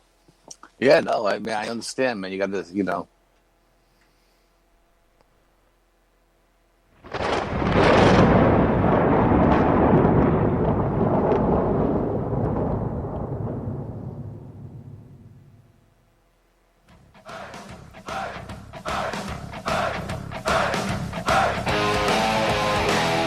We passed the halfway point on Spaced Out Radio tonight. My name is Dave Scott. Thank you so much for taking the time to join us. We really do appreciate earning your listening ears. Want to remind you that if you have missed portions of this show or others, check out our free archives by going to youtube.com/Spaced Out Radio. Just do me the favor, hit that subscribe button. Our website is spacedoutradio.com. We have a plethora of features for you, including rocking out to Bumblefoot and reading up on Captain Shirk's SOR Newswire. Follow us on Twitter at Spaced Out Radio and on Instagram at Spaced Out Radio Show. We continue on tonight with Alfred Santariga. And this is a man out of New York. He's a researcher. He's had a plethora of weird, strange experiences that we continue to discuss tonight. And we're discussing Dogman right now because of the experiences that you had. So you had this encounter in your vehicle with two of these creatures. They're running at you. It's freaking you out. And I'm wondering, like, how long did this encounter happen? After they were chasing into your vehicle, like coming at you, what happened? Yeah, I mean, once I pulled out of there, you know, and I got a good distance away. I kind of hit my brake lights to see if they were still chasing me coming down the parkway, you know. And I seen them stop just before they got to the road, and they both turned to the left, and they ran north up the parkway towards the woods. I don't know if they caught wind of a herd of deer or whatever. I mean, I'm sure that's what they were probably hunting originally, you know, from that tree line. But they stopped chasing me and they ran north. And then I told Brian about it, you know, and I was like, dude, you know, I had the weirdest experience, you know, and I told him, and he goes, oh, you got to go back. You got to investigate. You got to go investigate. So I said, okay. So I said, I'll go back. That was like early in the week. And I was like, okay, I'll go back on Sunday on my day off. And then I noticed that the very next day there was a truck in the meadow. and it was one of like the Environmental Protection Agency trucks, and it was just sitting there, and there was nobody in it, and it was there in the morning when I went to work. It was there in the morning when I came home. It was there for like 3 days, and then it was gone. And then there was another kind of state truck there that had something to do with like the natural resources or something like that. I forgot what the abbreviation was on it, but it was another environmental kind of truck. But it was a different truck. It was white, and it was like one was a pickup, one was a green pickup, and one was like a white Ford Bronco or something. And it was there, and there was never anybody in these trucks. And I was like, what the hell's going on with these state trucks? There's nobody ever in it, but they're always there. They're there when I leave. They're there when I come home from work. They're always in the same spot. So then Sunday rolls around, and I go back to the location, and Brian says, I got to investigate. So I go and I investigate, and I go to the tree line, and I measure the distance from the bottom of the tree to where the first level of branches are. And it's about 7 feet, 7.5 feet high. Now, that's where the tractor cuts underneath the trees, so I could see them trimming the trees so the tractor can get underneath it. And then I follow that little bit of wood line to a stream. I go down under the stream, and there's people fishing in the stream, and they're telling me, the state puts bass or trout or something. They fill the stream up every year for people to go fish, So I'm thinking, okay, you got all these fish and everything the state's putting in this stream. So then I follow the stream to the next location, which is this giant lake. And I come to this giant lake. It's got a condo complex around it, but still, it's a wooded area. And I'm thinking, okay, you got frogs and turtles and geese and all kinds of stuff in this water. And I keep going. I'm walking west towards my house, and I'll keep going. And then the next thing I come across is this giant cornfield. Again, now you have corn. Corn equals deer.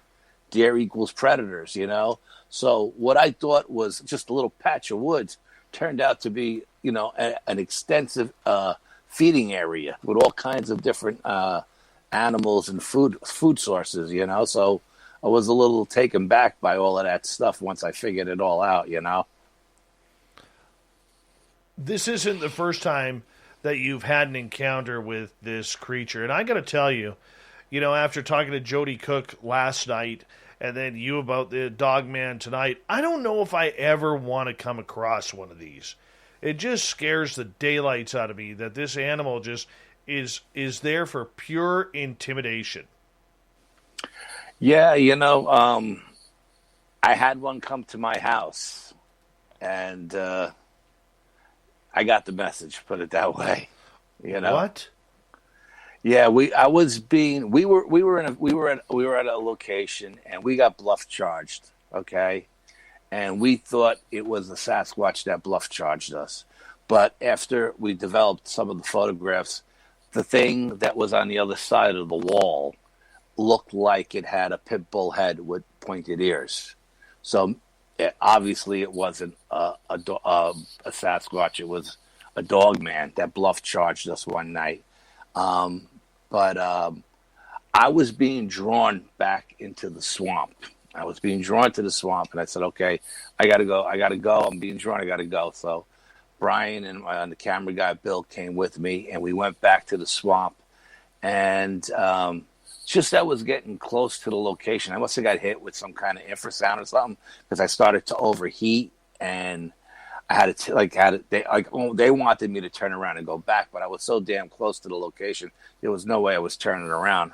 It's like I drank some water, and then we got to the location, and we're hanging out around the swamp, and we're up on a ridge looking down into the swamp, and we're not seeing anything. It's like we got blinders on. We can't see shit, and I'm like looking around.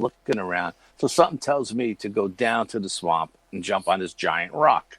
I jump on this rock, and I move the cattails with my walking stick. And there in the swamp is a pathway leading right into the center of the swamp. You can see footprints going right into the center of the swamp. So Brian jumps on the rock. Bill jumps on the rock. Bill zooms in with his camera into the swamp. And it looked like from where we were just an overgrowth of trees. But when you zoomed in with the camera, you could see it was actually a den. Something had built a den in the middle of the swamp. And then we really looked at it. You could see like a large canine head, like a wolf's head, looking to our right. Looking directly at us was a creature that looked like a hyena, snarling at us. And I swear to God, we got these pictures on the site. You can go check them out. Then there looked like two little Sasquatches in the den. And next to the Sasquatch looked like the creature from the Black Lagoon. I don't know what it was, but this was all in this one den, okay? Now, after we see all of this, all of a sudden the blinders are off, and we're finding X's and arches and bends and breaks, and there was even this like thing set up almost like a corral, like where you would chase deer into this like penned-in area and then ambush them. It looked like a corral to me. Like it was definitely made to funnel like herd of animals in. And so then I started walking along the ridge line, and as I walked into the ridge line, I got up above the swamp. I could see there was a trailway coming out of the back of the den and walking straight down the middle of the swamp. Okay, so like all this, so this is what I'm being pulled into the swamp for, to find this den, you know? And then a couple of weeks go by, and I'm in bed sleeping, and it's a cool fall night, and I don't usually sleep with my bedroom window open because I'm a city guy. We don't sleep with the windows open. But it's a cool night. I got the window open, and my cat is laying between me and my wife. And all of a sudden, I wake up in the middle of the night, and I feel like there's something on the outside of the wall in my backyard. And the cat wakes up, jumps out of the bed, and runs upstairs to the kids' room. Now, I look out the window, and I can't see anything. It's pitch black in the yard, but I could have sworn I heard something sniff. Okay? So now I grab my pistol grip shotgun, and I start to walk towards the backyard. I'm walking through the living room to get to the kitchen to open up the sliding glass door to go to the patio to put the floodlights on.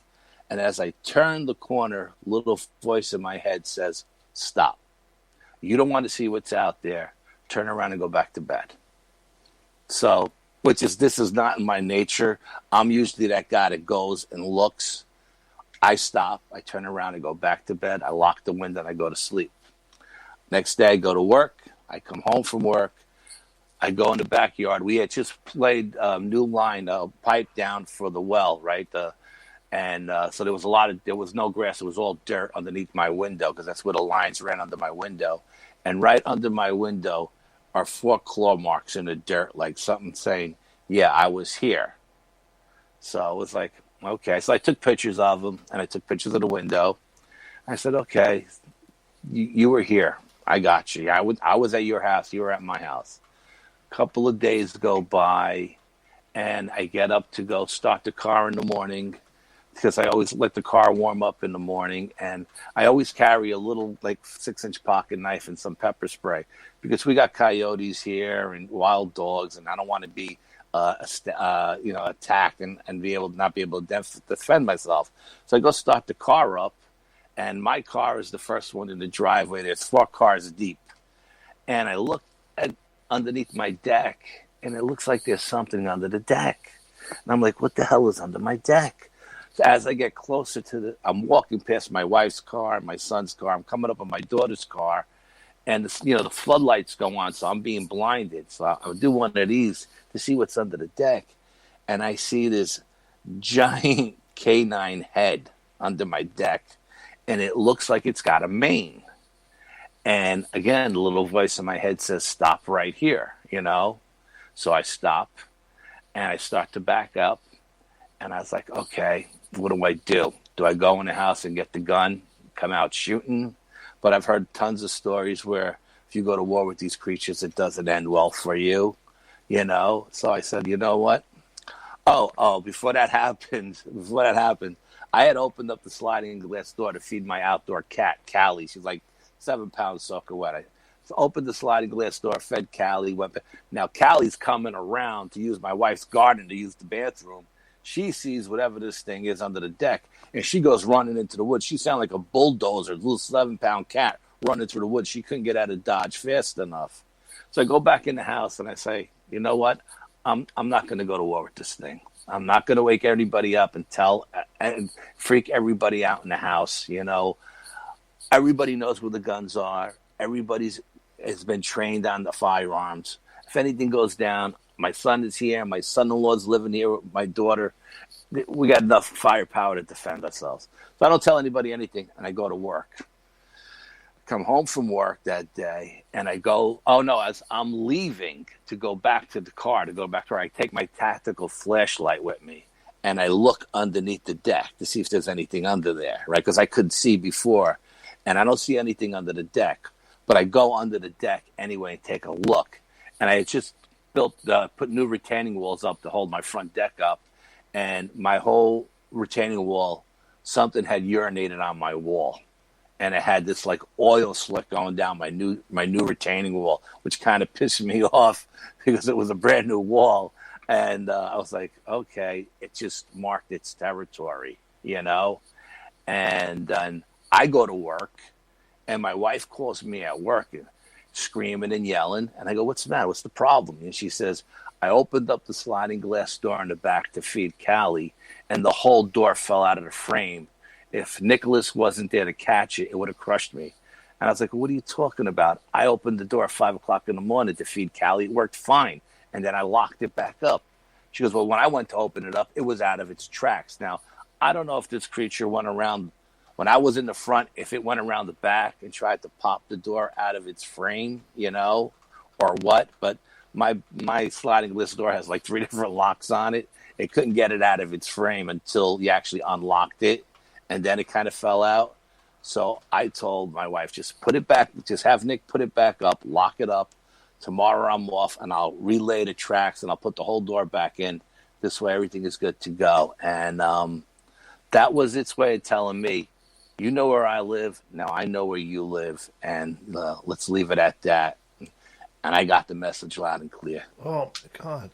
That thing was almost trying to get into your house. I think it was trying to say, listen, if I want to get in, I don't have to come crashing through this glass door to get it. I could pull the whole damn thing out of the frame. I think that's what it was trying to tell me, you know? Do you think that this creature is curious about you, your intentions, your understanding, this particular one? I think because the night it bluff charged us, I was the first guy in, like, we made like a triangle kind of thing, and I was the first guy in the triangle, and I was the guy who kept saying, no, let's not leave. I'm not ready to leave yet. I'm not ready to leave. Like, Bill was ready to go right away, and then when Brian got a boulder thrown at him, and he was ready to go, but I kept saying, not yet. I feel like there's still more to come, you know? Let's not leave just yet. And then after we got bluff charged and we held our ground, right? I guess it got frustrated because we were so close to the den. We didn't know there was a den in the swamp. You know what I mean? That wasn't our goal that night to investigate the den. We were totally focused on a different area, you know, but we just happened to be up on a ridge above the swamp. And I think it felt like we were just too close to its house. Did you get a sample of that urine? No, I didn't get a sample of the urine. No, I was thinking about it though, getting a cotton swab and swabbing it, but I said the hell with it. I washed it off with pneumonia because it was stinking up the place. What did it smell like? It smelled bad. It smelled all like pneumonia. You know what I mean? It was bad, and it was oily, very, very oily, and there was a lot of it. Wow. I mean, I would assume, and please correct me if I'm wrong, for you, the way you investigate, because you have had a lot of your own experiences, you're much like me, where You don't care about what the community says or other researchers say.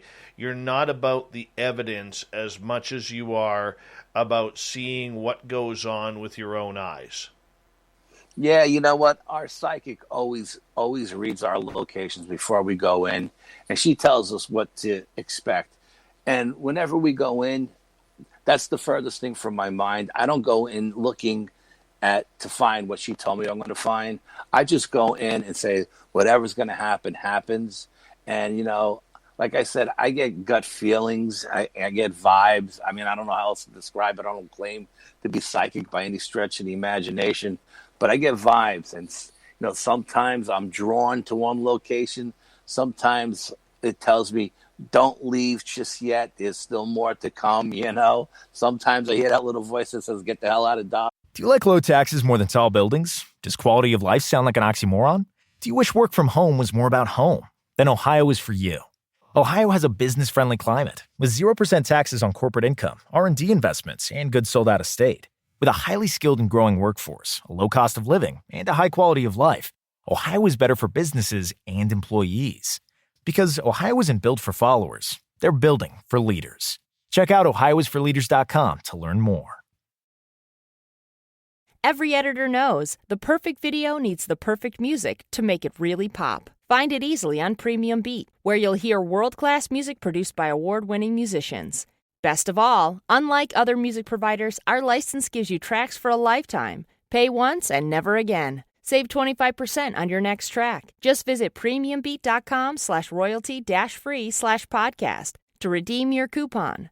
That's premiumbeat.com/royalty-free/podcast. So that's how I investigate. I'm not really a researcher. I'm more of an investigator and an experiencer. Yeah, I do a little research as possible. And that's the kind of thing that I do. And I can respect that, okay? And I like the fact that you say you're not a researcher. You're a guy who's trying to find answers to his own experiences.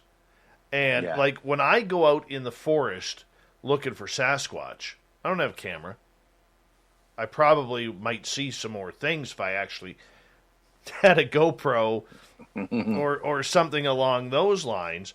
But for you, it's about getting yourself in that situation, whether it's to communicate or to create the experience and make it happen. And test your own wills with it. Like, I know when I saw the aliens in the forest with Samantha Mowat back in 2014, I would give anything to have that situation because I think of myself as being more mature now, and I would literally walk up to them with her, like she wanted to do, rather than me, standing there frozen saying, you're not going, and please do not leave me here, begging her to stay. And I see that about you, and I read that about you. And, a lot of people listening to this may say, well, this guy's an idiot. How do we trust his stories when there's no evidential proof? But you're not about the proof because as experiencers, you are more about, figuring out what's going on with you than the actual research world. Am I correct on that? Yeah, no, I mean, honestly, I started the Bronxville Paranormal Society to help people who didn't know where to turn. You know what I mean? I figured we don't charge for our services, and if there's a lot of people out there that just don't know where to turn or what to do in certain situations, that's how we started it, and all the other stuff that came along with it, the Dogman, the UFO stuff, that just came naturally, one thing led to another, to another, to another. And we just progression right down the line, especially when you experience this stuff. Once you experience something that, your mind can't comprehend, you want to learn more about it. What the hell was that, and why am I seeing it? I thought all my crazy experiences as a kid growing up was normal until I started telling my friends about it. And they were like, Al, that's not normal, bro. That's only you're dealing with shit like that. Nobody else, But like my brother is a parapsychologist, and he's been doing research for 50 years, and he's had a handful of experiences compared to the stuff that I have, No, I definitely hear you there. We've got about 2 minutes to go here before we have to go to break at the top of the hour. Alfred Santariga is our guest tonight on Spaced Out Radio. With this experience with Dogman, in the end, do you think they're from here? Do you think they're a created creature on this planet, or do you think they come from somewhere else? I personally, my opinion is I think there's 3 different types. I think there's the flesh and blood animal that's always been here, whether you want to call them lichens or whatever, Anubis or whatever you want to call them. I think they've always been here, like the Sasquatches. Then I think there's one that may be interdimensional, that comes and goes. Maybe it comes here to hunt. I don't know.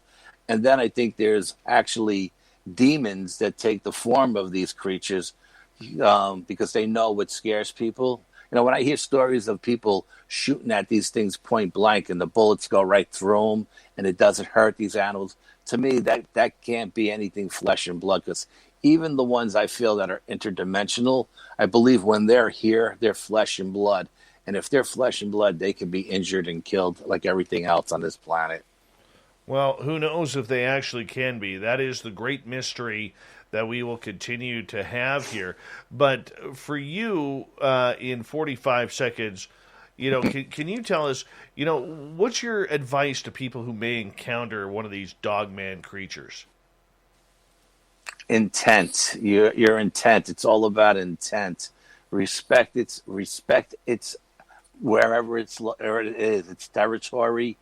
Back away. Don't turn and run. That's the last thing you should do, is turn and run. Just back away and let it know that, hey, listen, man, I'm not here to harm you. I'm not looking for any trouble.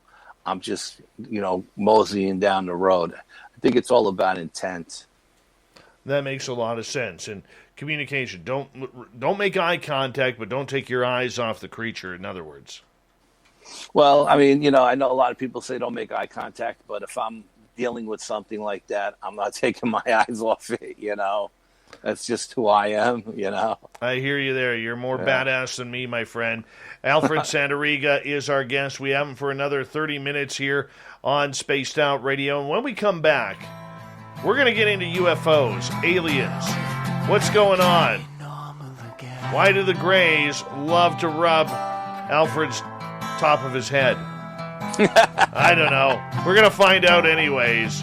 Spaced Out Radio continues with Hour 3 next. And the Magic 8 Ball as well. We'll be back.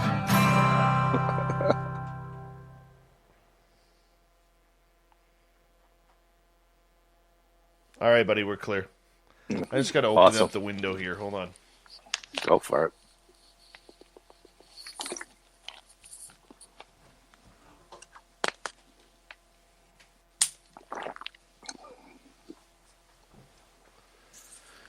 There we go. Nobody should ever be made into a Mets fan. Ever. You can't respect baseball if you're going to go down that road.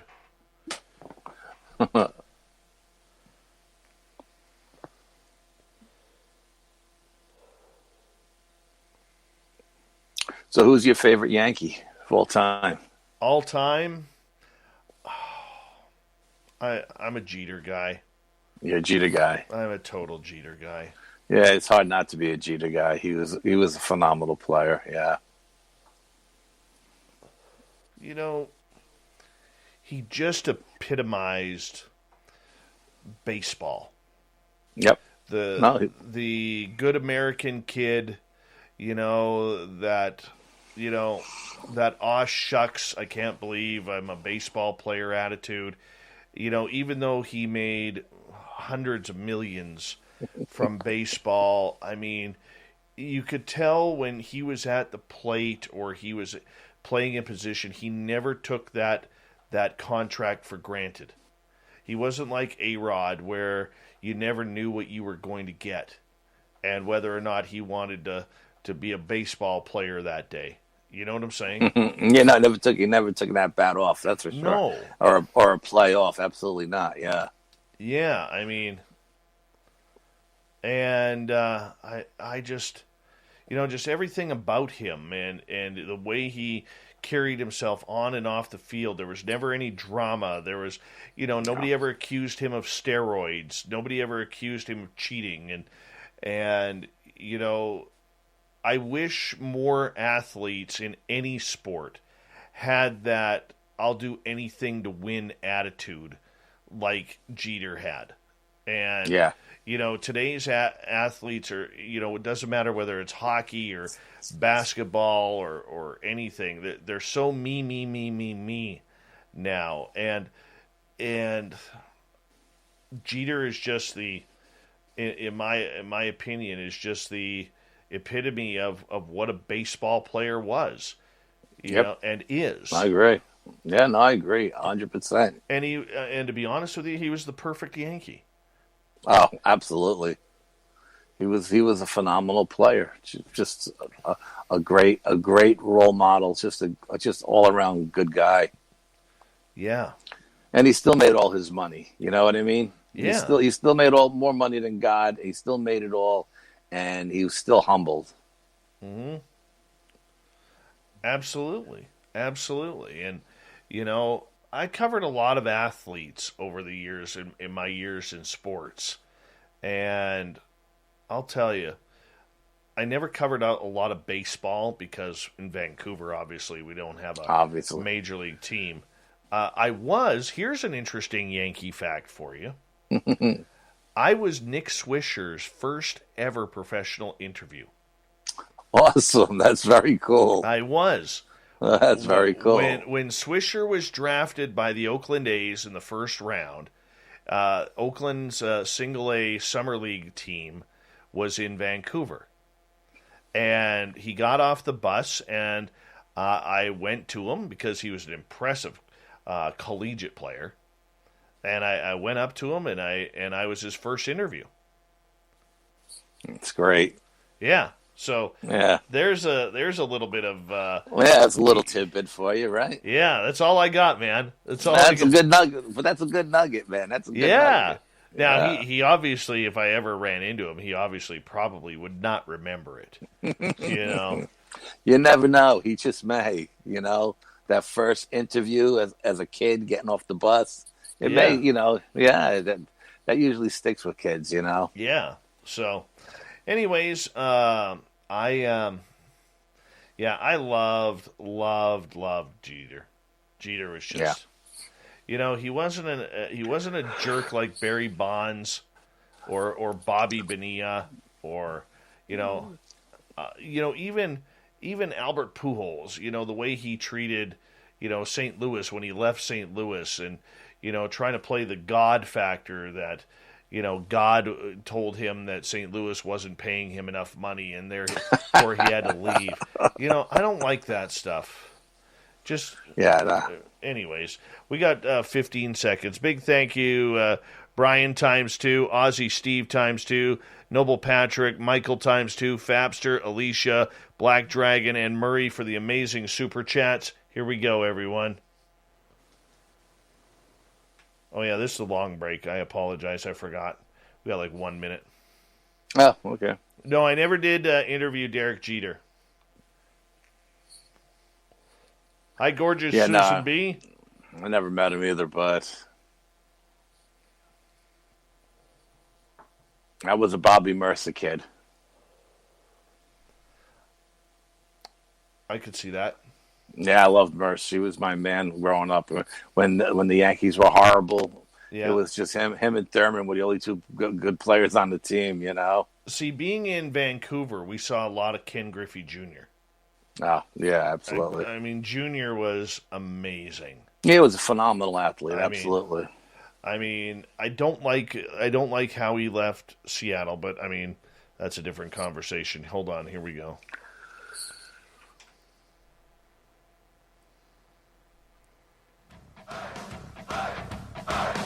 Would you like to connect with us? Head to spacedoutradio.com for all your latest show info.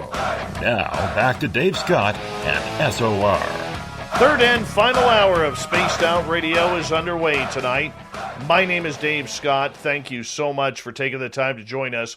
Really do appreciate earning your listening ears wherever you are on this beautiful planet we call Earth. Want to say hello to everyone listening in on our terrestrial affiliates around North America and digitally on TalkStream Live, Revolution Radio, and KPNL. All of our archives are free by going to youtube.com/Spaced Out Radio. Just do me the favor, hit that subscribe button. The Desert Clam has set the password for tonight in the SOR Space Travelers Club. Abdominus. Abdominus is your password. Use it wisely, space travelers, as the Clam sets a password each and every night right here on Spaced Out Radio. Our website is spacedoutradio.com, where we have a plethora of features for you, including rocking out to Bumblefoot and reading up on Captain Shirk's SOR Newswire. Follow us on Twitter at Spaced Out Radio and on Instagram at Spaced Out Radio Show. We continue on tonight with Alfred Santariga. We got him till the bottom of the hour. This is a man who has experienced Bigfoot, Sasquatch, Dogman, gnomes, paranormal, ghosts, and now we're getting into his UFO experiences. Do you remember your first UFO, Alfred? Absolutely, yeah. Tell me about it. 10 years old. Me and my best friend Richie were sitting on my father's garage roof. He had an A-frame roof. And we were watching the sky. We had a little radio up on the roof, listening to some rock and roll come out of the city. And we seen these 3 points of light dancing in the sky. And I said to Rich, watch this. And I jumped off the roof and I ran into my father's garage. And I got this big flesh that he used to go crabbing with. And I did like a Morse code. And after I did that, these 3 points of light stopped. And then Richie did it.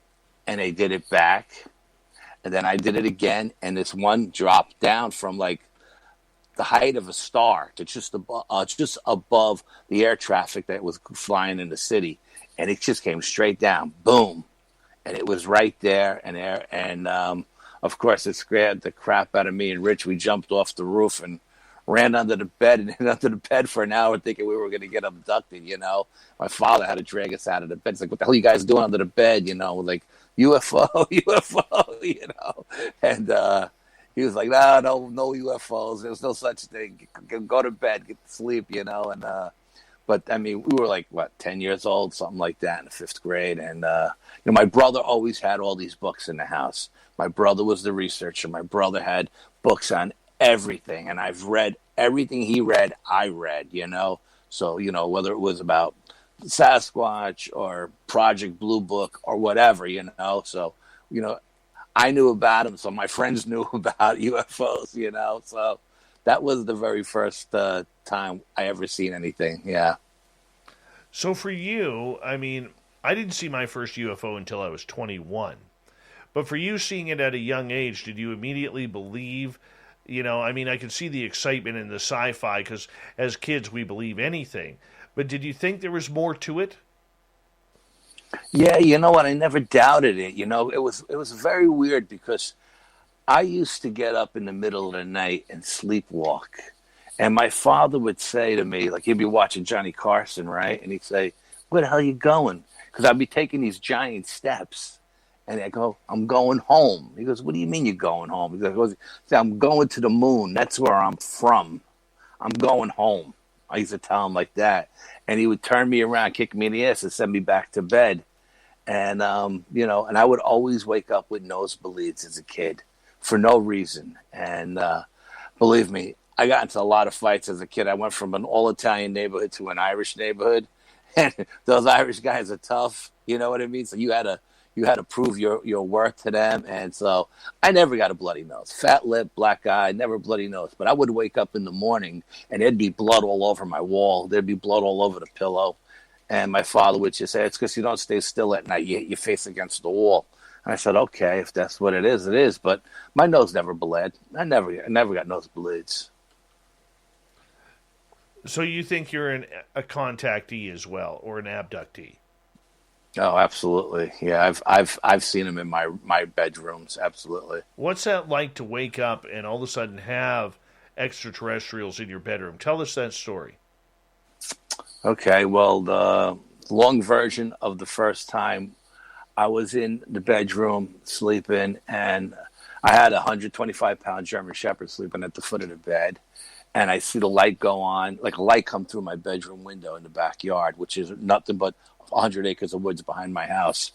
And the light comes through, and I have like this outer body experience.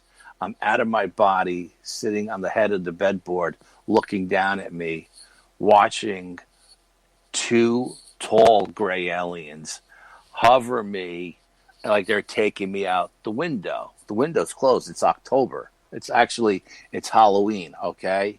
And they're hovering me out the window.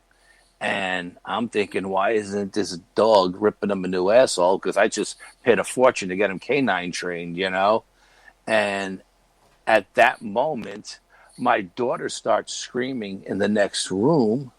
And I go back into my body. The tall grays disappear. The dog jumps up, runs into the kids' room. My wife runs into the kids' room. I run into the kids' room. And my daughter is wrapped around my son, who's like 5 years old at the time. And she's holding him down. And I go, what's going on?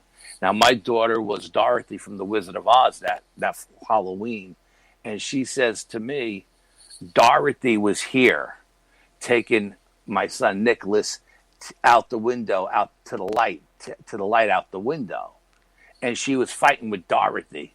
She's saying, you can't take my brother, you know? And my son doesn't know what's going on. He's just laying in the bed crying hysterical because he doesn't know what's going on.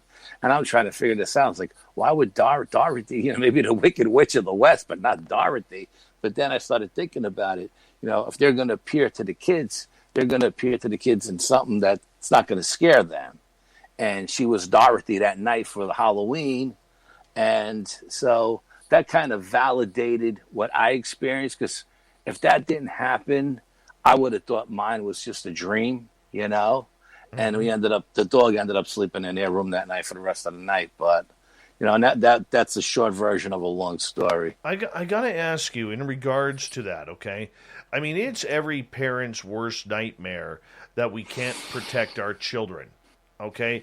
Yet here you are trying to you know, you're having this experience on your own. You hear your children all of a sudden scream.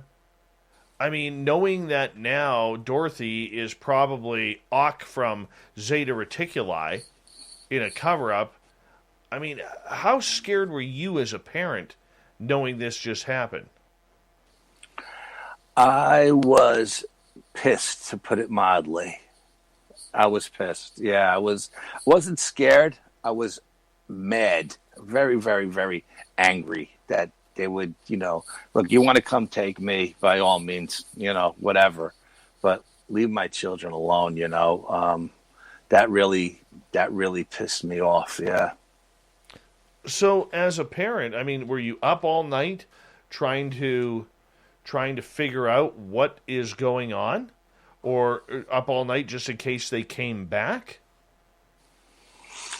Yeah, we were up the rest of the night. Yeah, but I didn't think they were going to come back that night. No, I didn't get the feeling that, you know, whatever they were planning to do that night, they just kind of scrubbed it and moved on to another night. Maybe, I don't know, but I didn't get the feeling that. Okay, here are reasons to try a Nest mattress. 1, they have a mattress for every kind of sleeper. 2, Nest offers free exchanges within a 100-night trial. And 3, save hundreds on everything bedroom related now through the summer at nestbedding.com. Hi, I'm Tito Beverage, founder and master distiller at Tito's Handmade Vodka. I've been doing this for 20 years, but success doesn't happen in a vacuum. Thank you for helping me move this thing along. You helped me get this thing going in the early days by telling 20 of your closest friends about Tito's. They told 20 more, and it kept growing from there. We wouldn't be where we are today without your support. Thank you very much. Go to Tito'sVodka.com and pick up some Tito's gear. All proceeds benefit our charity partners. Cheers. 80 proof Tito's Handmade Vodka, distilled and bottled in Austin, Texas. Tito'sVodka.com. They were coming back that night at that time, no. Do you think your children are still being investigated or taken? Honestly, I don't know. I mean, I hope to God no, but I can't honestly say that, you know. My daughter's married now. She has her own house, and I don't know what's going on in her town. My son just graduated college. He's back home, and he's another one that doesn't believe in anything. But sleeps with padlocks on the closet door. You know what I mean? But I don't know. I mean, there was another time where I had an experience where we moved downstairs to the spare bedroom when my daughter got old enough to have her own room. And we were downstairs in the spare bedroom. And again, I'm laying in bed. The dog is sleeping at the foot of the bed. The light comes through the window. I was going through a lot of issues with my knees. I had to get them both replaced, total knee replacements. And the light goes on. I wake up and I see two small grays in the room this time. And they're hovering over my knees and they're going like this. And I'm thinking, oh, okay, maybe these guys are going to fix my knees. I don't have to get surgeries, And then they're moving towards me. They're moving closer and closer towards me. And again, I'm thinking, why isn't the dog waking up and, attacking these things? But at one point I said to myself, I wonder if they can hear my thoughts. And when I said that, I looked at them to see if they looked at me. But they just kept doing their thing. And then one of them was getting really, really close to me. And the thought came through my head, you know what? These guys are small, scrawny guys. I'm a pretty big guy. I wonder if I grab this guy by his arm, if he would be able to make me let go. And when I had that thought cross my mind, they both went like this, ooh, and they blinked out. They were gone. So obviously they were reading my thoughts. They were just ignoring me until that thought crossed my mind. I can see that. And I'll tell you, as you expand your consciousness towards extraterrestrials, the contact continues, doesn't it? It gets to the point where you don't know when it's going to happen or what is actually going to happen. Oh, yeah. I recently had what I call an awakening. Brian calls an ascension. That just blew my mind. I mean, it just blew my mind. I was in bed sleeping, and next thing I know, I'm out of my body, and something is behind me, guiding me up towards the heavens. We're on this rainbow bridge that's got the brightest colors you've ever seen in your life, the most truest colors, and I'm seeing all these mathematical equations and the music notes and all this stuff. And then I start seeing people like Einstein and Bach and Beethoven and Tesla, and I'm seeing all these people, and this little voice, or whoever this is, this person guiding me up to the heavens, is telling me, tonight I'm going to tell you the secret to life, and I'm going to tell you the secret to the universe, and they're both one and the same. So I'm like, okay, I'm all ears. So as we're going up, he says the first thing he tells me is the first secret is vibration. So vibration is part of the secret. And there's 3 steps: vibration, frequency, and then they weren't really telling me the last part. And now we start to descend back towards my house, and I could see me coming down this rainbow bridge back to my house. And I'm like, oh man, this dude's not going to tell me the third thing. I'm going to wake up and I'm not going to know what the third thing is. And I'm like, what's the third thing? But I don't know who's talking to me because I can't see him. And he says the third thing is consciousness. So it's frequency, vibration, and consciousness. And then I said to this thing, man, this was a crazy dream. And he says, this is not a dream. He says, when the snow melts, you'll see a sign. Now, at that time, we had 16 inches of snow on the ground. Okay, a couple of weeks go by, the snow melts. In my backyard, behind I have a near yard and a far yard. In my far yard, behind my wall, there's a circle of quartz crystal stones around a tree. Don't know where it came from. Don't know how it got there. But something tells me this is your sign. This proves that wasn't a dream. So then I go over to the stones, and something tells me to touch the stone. So I touch the stone, and I can feel like a vibration in the stone. And then something tells me to touch the tree, and I can feel this vibration going through me and into the tree. So I called a few people that I know that are higher consciousness people, and I go, what the hell is this? I don't know what to do with this. And they told me it was a meditation circle that I'm supposed to, when I want to raise my consciousness to another level or whatever, or raise my frequency, to sit in this circle with my back against a tree and meditate.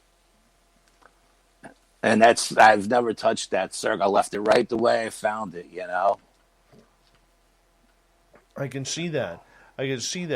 Now, when you are having these encounters with extraterrestrials, are you having other experiences going along with that as well? Whether you're in the forest with Bigfoot, or whether you got ghost action and paranormal action at home?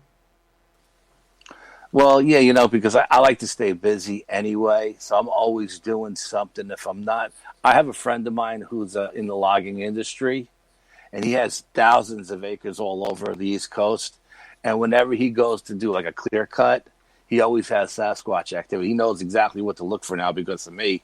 And when he does stuff local, we usually go and we shoot our guns for a little while, you know, to get the sights in. And whenever we go to any of these places, you know, he says, look, I found this here. I found it. So we got like 5 different locations now that we got activity going on, you know, with the Sasquatches. But I also have, you know, like there was a time once in 2012 where I seen a UFO every single night for a month straight. In the morning, when on the way to work, on the way home, I called my brother Frank in Michigan. I said, I'm losing my mind. I don't know what's going on. I'm losing my mind. I'm seeing UFOs. And I'm not the type of guy that every little light in the sky is a UFO. You know what I mean? I got to get a vibe. Like something's got to tell me, hey, look at me. This is important, you know? And my brother actually found a group of people that was like, you know, like like-minded ufologist kind of people that you can go and talk to and tell everybody your experiences, you know, and that really helped a lot to be around people like that. And that's where I ended up meeting Brian. But I thought I was losing my mind. I literally thought I was losing my mind. I want to ask you about that feeling, because I understand exactly what you're talking about, that feeling where you just know that it is something different. A lot of ufologists may not understand that, or the audience listening. What do you mean by that little feeling? It's a vibe. It's something just tells you to look here. This is important. Don't miss this. Don't, you know, like people say we miss signs all the time. There's signs all around us, and we're just so oblivious to us. Well, this is like a red flag in your face saying, look at me, you know? And then I look, and the next thing you know, something, you know, incredible is happening in front of my eyes, you know? No, I've seen I understand all different kinds of crafts and all different shapes and sizes, and I've seen all kinds of maneuvers and stuff like that, and it's just, you know, it's mind-boggling. It really is. So for you, as you understand when it's going to happen, Vayner is asking in the chat room, do you have any experiences with a will-o'-the-wisp? No. No experiences with will-o'-the-wisp. What kind of beings have you been around? You know, spirits, shadow figures, you know, the gnomes, or the, what do you call those? The forest, the elementals, you know, I've been around the elementals in the forest, stuff like that. Never seen a ghost per se. I've caught them on photographs, but never seen one with my own 2 eyes. Been around a lot of spirit activity, stuff like that. And of course the Dogman and the Bigfoot and the aliens. I mean, we were in the woods one time with another Bigfoot group, and they were showing us their hotspot, and I was being pulled like way off into the woods, and I walked way off into the woods, and I says to the woman, what happened here? Something happened at this location right here. Meanwhile, like the structures were way on the other side of the woods. And she goes, "Don't move. I want to show you something." And she pulled up her tablet she had, and she showed me a picture. She had taken a picture of an alien right where I was standing. No. And something drew me to that location where that alien was. She couldn't believe it. She almost lost her mind. And that day we found a 17-inch footprint, a Bigfoot footprint in the woods, and we casted it. I got that on my shelf. No kidding. Yeah, no kidding. I swear to God, I was like, when she showed me the picture of it, she goes, "What made you come to this spot?" I said, "I don't know. It's just being drawn here. I was pulled here, and when I got here, I felt like I had to ask you what happened here." And she said, we were taking pictures one day of the location, and we snapped a picture right where you were, and we caught an alien in it. Now, I don't know why I was drawn to that location with that alien thing. We just did a TV show for the Travel Channel, and they took my blood, and it turns out that it's RH negative, so I don't know if that's got anything to do with it, but... Apollo was asking, has there ever been a Bigfoot or cryptid sighting within downtown New York City or any city that you know of? Yes, I know of a dogman in Central Park. Really? There was, yes, and I think there was a Sasquatch. They seen the Sasquatch swimming across the Long Island Sound from Long Island to either into the Bronx or to Connecticut. I don't know how far east it was, but they someone seen the Sasquatch swim across the Sound. Black Rabbit is wondering, as we got about 90 seconds, as far as you know, what is the agenda of the species which is responsible for your abductions? Have they let you know? No. I wish they would let me know. I wish they would tell me what's going on. My theory is it's all about DNA. I think it's got to do with the DNA. But that's just one man's opinion. 1 minute to go, my friend. Show Wow. flown on by. Wow. It was like a blaze. It just blew by. I got to tell you, man, I have had a lot of fun getting to know you better and getting to know your experiences. I know we've been Facebook friends forever, man. But to have you on the air and to share your stories, and a big shout out to Brian Bowden and his 18,882 podcasts that he does. Because Brian really, really stressed that we needed to get you on Spaced Out Radio, and man, was he right. He was so right. Thank you, Brian, for that. Alfred, you're a class guy, and thank you for everything that you bring to the table with your experiences. No, it was my pleasure. Absolutely. We just hit the tip of the iceberg tonight, man. Well, that means we just got to do it again.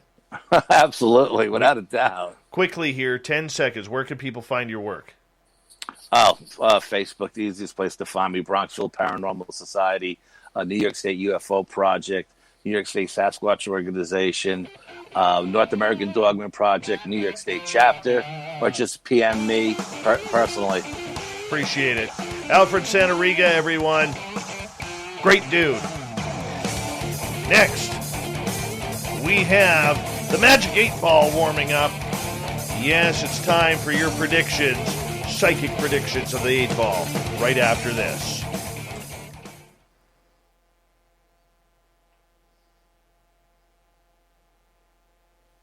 That's a great show, dude. Oh, thank you very much. Give you a few claps. Enjoyed it. I had a lot of fun. We didn't even talk. Brian wanted me to tell you about my devil worship, the devil experience I had, the Green Goblin creature that I seen. So those are totally gives us another reason. What we'll do is in a couple of months, because I try and do things every couple of months and mix things up. Absolutely. Do you want to come on in October on a Saturday or Sunday with Lynn? Yeah, I know we got some things coming up in October. We got a couple of symposiums coming up, so I just have to check the calendar. Let me know, because you and Lynn would have a blast too, man. Okay. Yeah, you and Lynn, or we bring you back on with me, either or. It doesn't matter. I know you're comfortable with me. Doesn't matter. You No, know, it doesn't matter. I'm pretty comfortable with anybody. I've been doing this so long. It's just like, second nature. Right on, buddy. I got to run here and get the news ready, but amazing show. And thank you. And you see Fap's comment there? Can we get you Yankees off the air finally? Well, it was my pleasure, and thank you for having me as a guest. I greatly appreciate it. We love you, man. Thank you so much. Take care. Ciao. Alfred Santariga, everyone. How good was that? How good was that? What a great show. Brian, thank you so much, man. Thank you so much. Appreciate that. You know, you could tell that he would definitely silently admit that he's Chad Smith. Gorgeous Wendy Williams. There she is, everyone. She was hiding here. There's Chris Moe, all the way from Austria. How you guys doing? D. Ocean Swiger, how are you?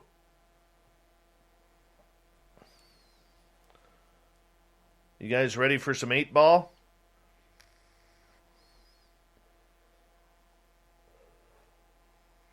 Brian Bowden starting up the new podcast, I Am Chad Smith.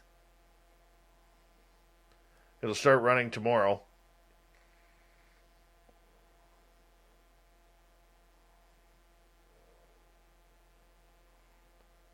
Owner, how are you? Good to see you.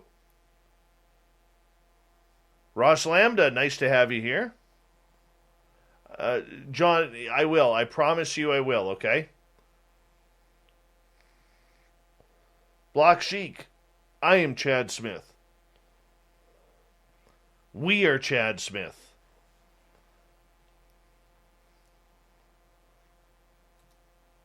That might be our new t-shirt. We are Chad Smith. Hi, gorgeous Julie K.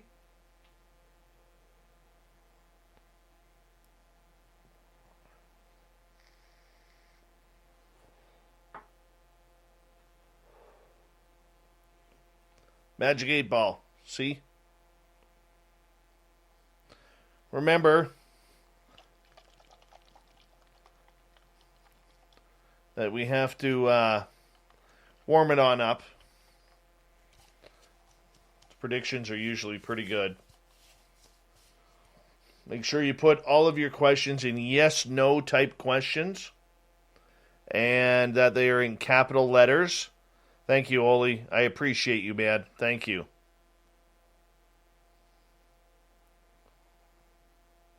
Yeah, Jenny, I haven't even had a chance to read that. And yes, Apollo, I know what 8 Ball is short for. Jenny, I haven't had a chance to read that yet, and I'll let you deal with that. You know, my only issue is that the rudeness that has been here the last number of times, and if there is something tragic that's happened, I wholeheartedly apologize, but, you know, it's just the way it is. I'm not going to be abused in my own chat room.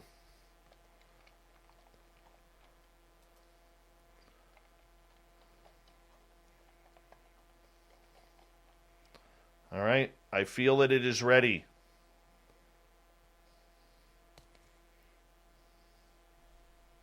Yes, Will Ferrell is also Chad Smith.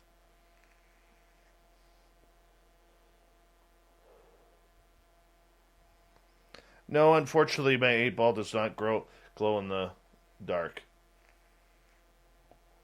All right, boys and girls, let's have some fun here. Put your questions in capital letters, because we're going to get going here.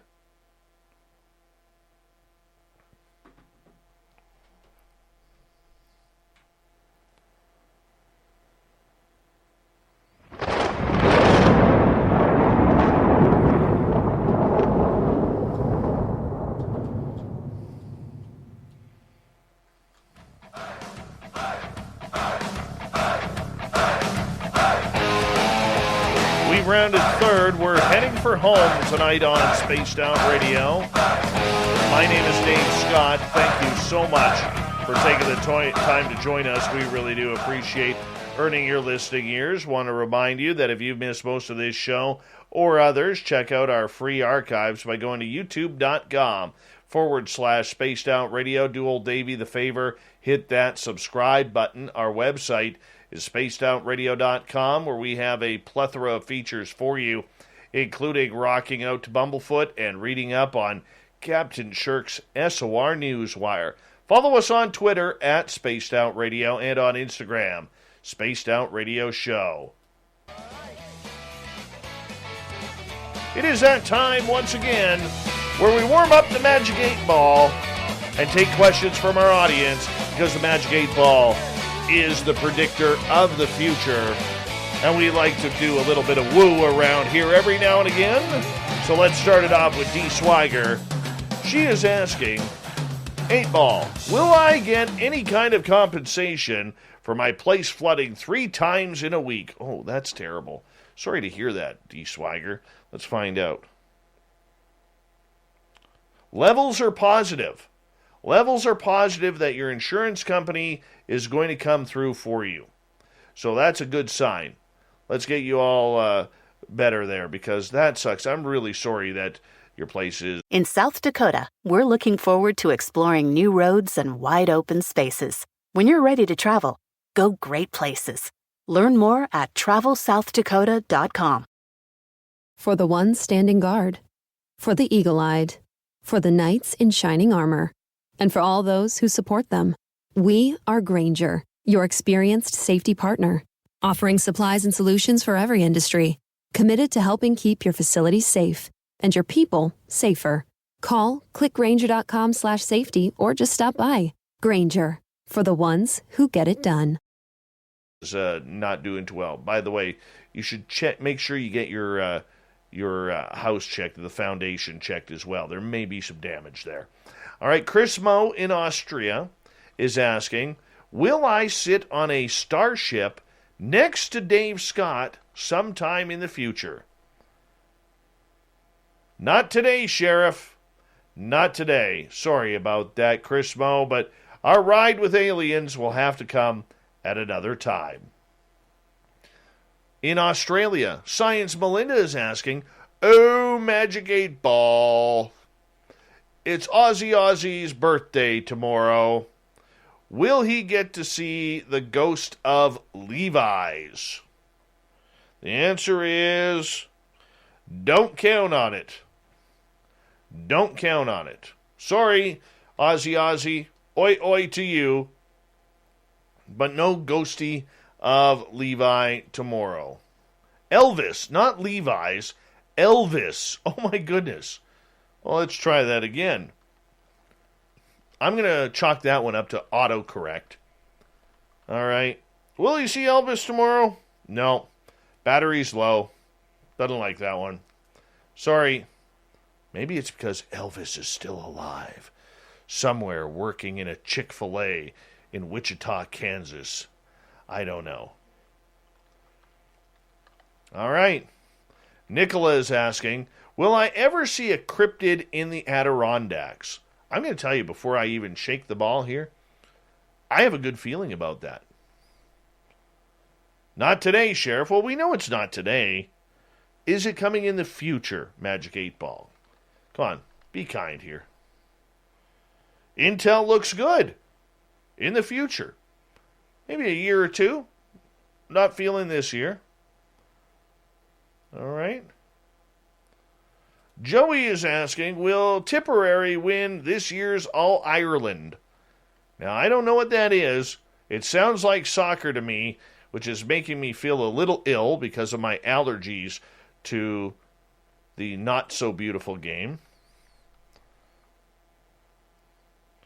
Out of fuel, try again later. Doesn't look good, Joey. Put your money on the other team. All right. Peppa is asking, will Chad Smith win a fight against Chuck Norris? Ooh. I mean, the power of Chad Smith compels us. However, Chuck Norris is the ultimate. Sensors read no. Chuck will kick Chad's ass. Plain and simple. Can the 8-ball from Julie, can the 8-ball hear ghost questions? No, it cannot. No, it cannot. Sorry. YJ is asking, Magic 8-ball, does the Sasquatch community sit around and tell UFO and alien stories? I think they do. Probably sounds a lot like, yeah, that's probably what it sounds like. But anyways, Censors read no. I don't buy that. I think the 8-ball got that one wrong. Continuing on, Vanner is asking Magic 8-ball, will we receive additional government funding to pay off our subscribers? Well, that's a good question. Will we receive government funding? I mean, we are in an election here in Canada, so I mean, maybe we could get the federal government to give us a grant of about $50,000, $60,000 so we can pay off a bunch of new subscribers. You know, I mean, why not? The alleged rumor is we already do, even though we never have, don't know how, but we like to play it up because it's kind of funny. Are we buying more subscribers, Magic 8-ball? It is decidedly so. We're going to get that grant from the Canadian government, and we're going to spend all of it, hundreds of thousands of dollars, in getting our channel up to 14,000 subscribers. Not 13, but 14,000 subscribers on YouTube. That's what we're going to do. Adam, will I ever find the perfect Volkswagen? No. You know why?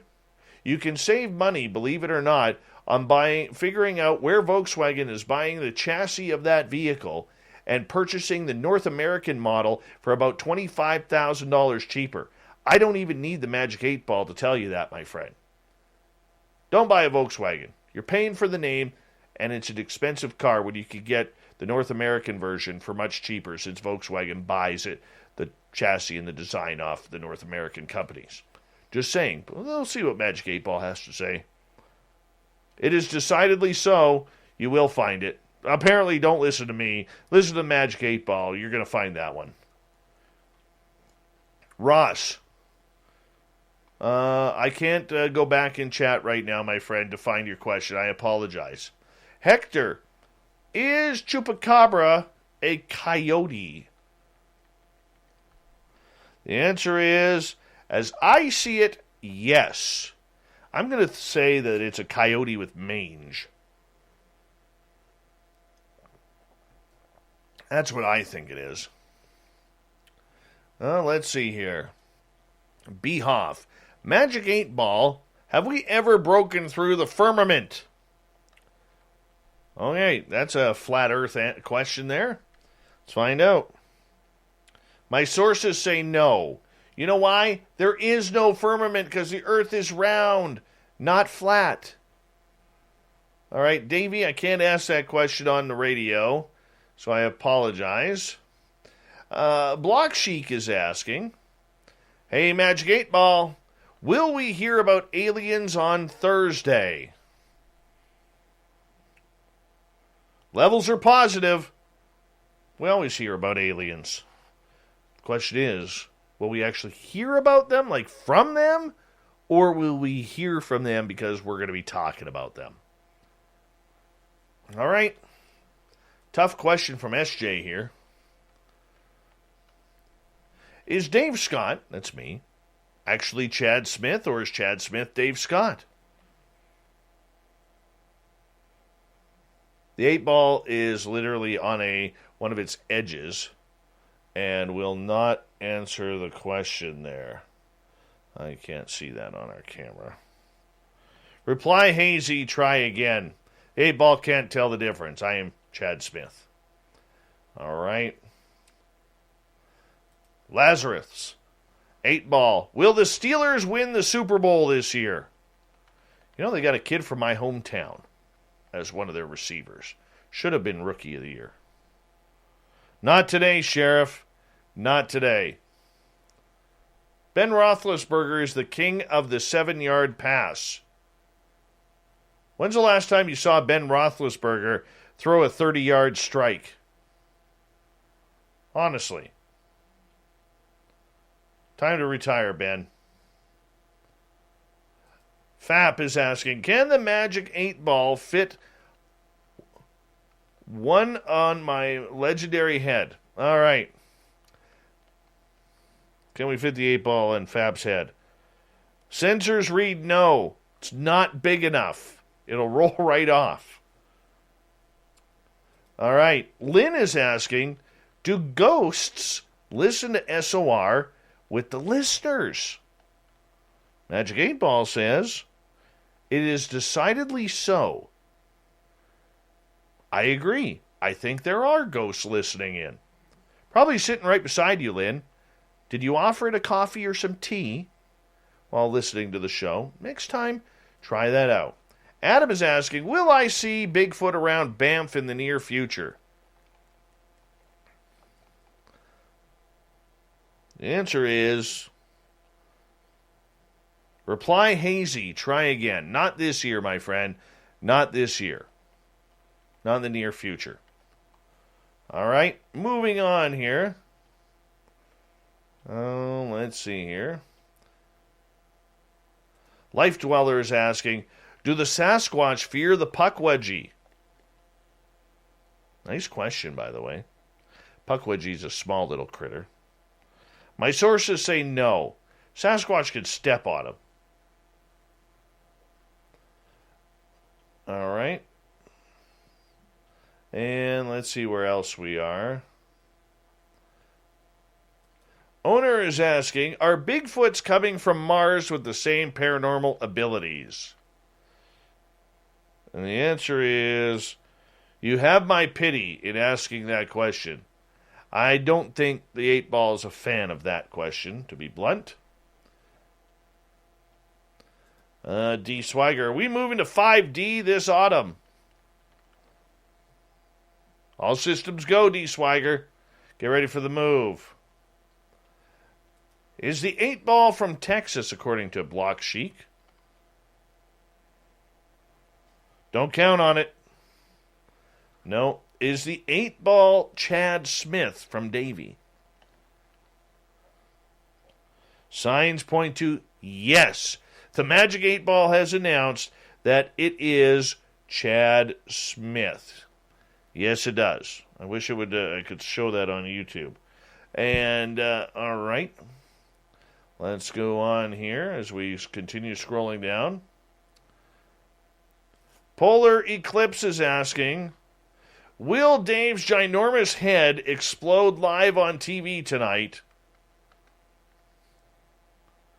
My head's not that big. I mean, it's only a quarter fap. Not even a quarter fap. Maybe like a 16th of a fap. All right. The answer says, it is decidedly so. So apparently the 8 Ball's having fun with Polar Eclipse, excuse me, and saying that my head is going to explode sometime on this broadcast. Well, don't we appreciate that? Don't we appreciate that? Thank you, Magic 8 Ball. All right, I think we're going to shut it down, the Magic 8 Ball, for tonight because it's starting to get a little snarky, which means it's time for Captain Shirk's SOR Newswire.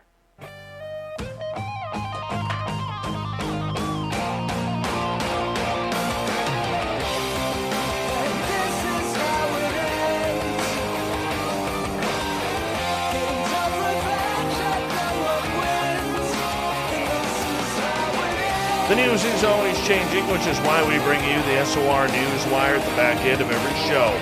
We get to the weird, the strange, the wacky, and sometimes the downright awesome. You know, the Olympic Games just ended in Japan, and there's a great story coming out of this. Polish Olympic athlete Maria Andrzejczyk has auctioned off her silver medal from Tokyo to help fund life-saving heart surgery for an 8-month-old boy.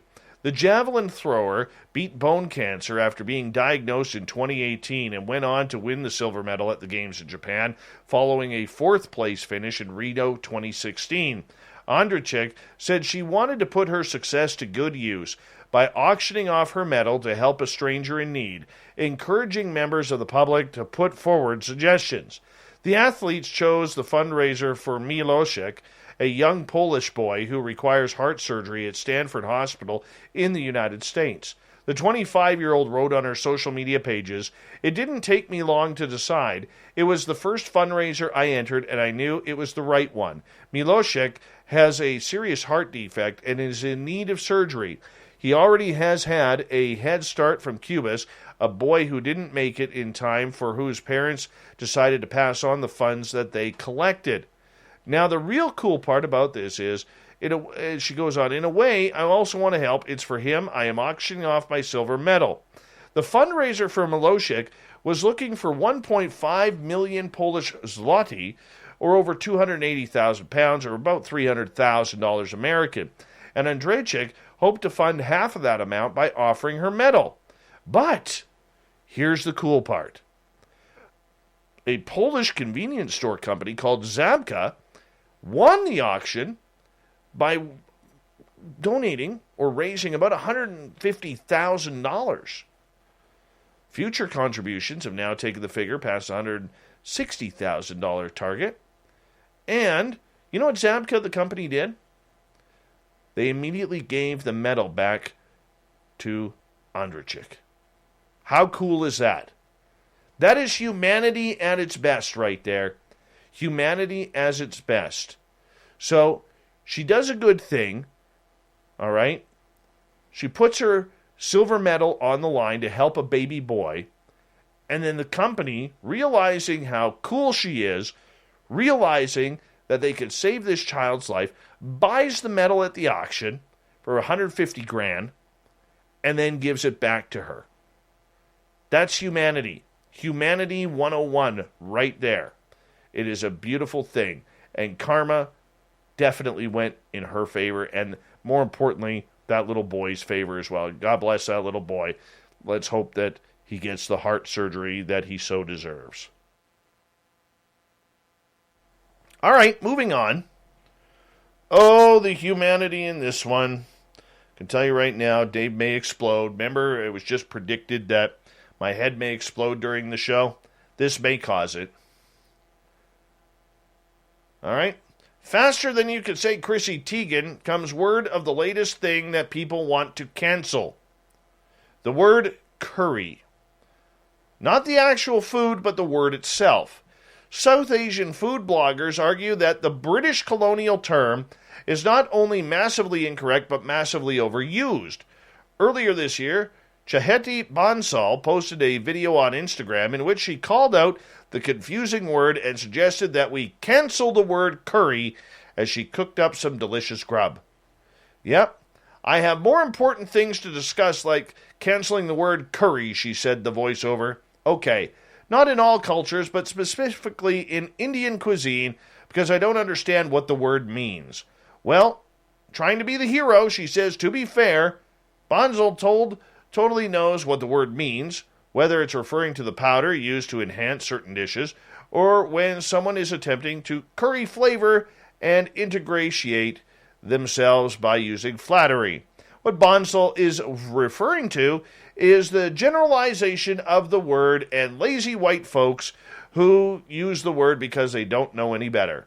Like there's a saying that the food in India changes every 100 kilometers, and yet we're still using this umbrella term popularized by white people who couldn't be bothered to learn the actual names of our dishes, but we can still unlearn. Curry isn't even South Asian.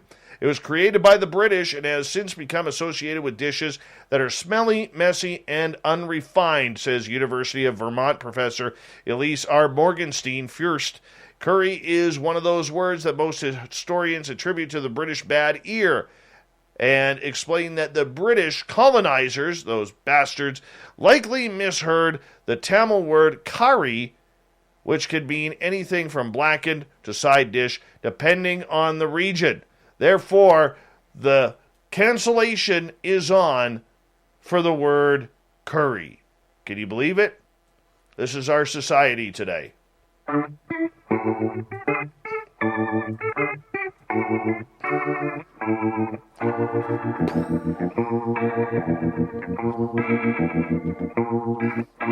Thought of the Dave happens every night at this time, where we ask a question on our Facebook and Twitter pages, then read your responses on the air because we love the audience participation around here.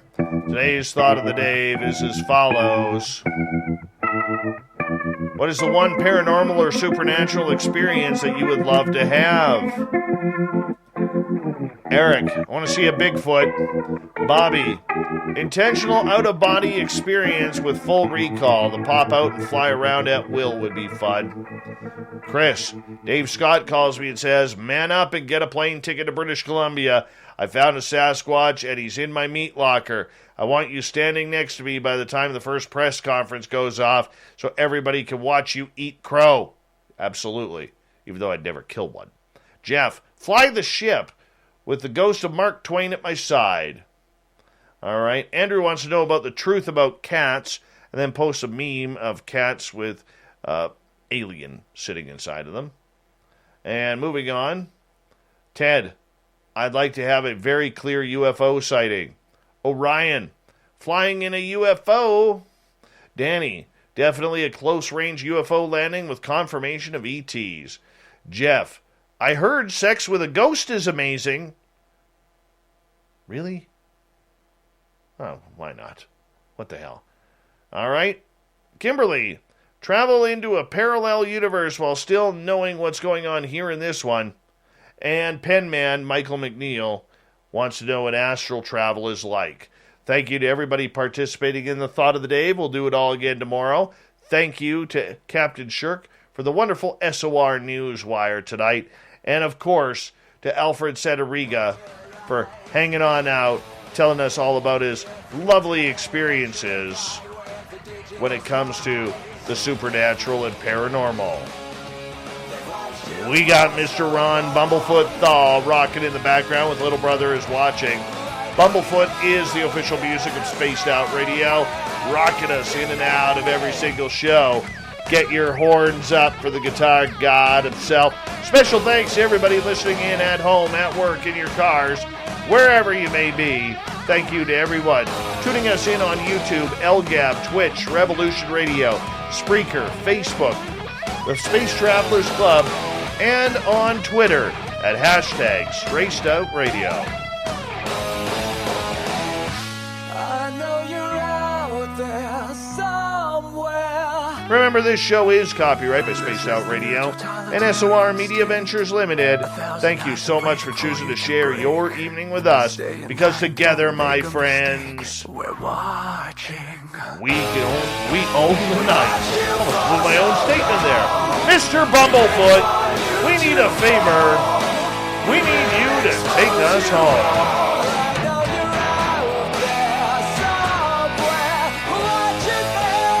Yes, the Woo Train has docked for the night.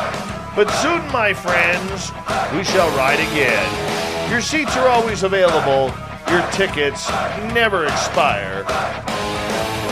And if you want to bring Chad Smith with you, what the hell? We got room for him too. Good night.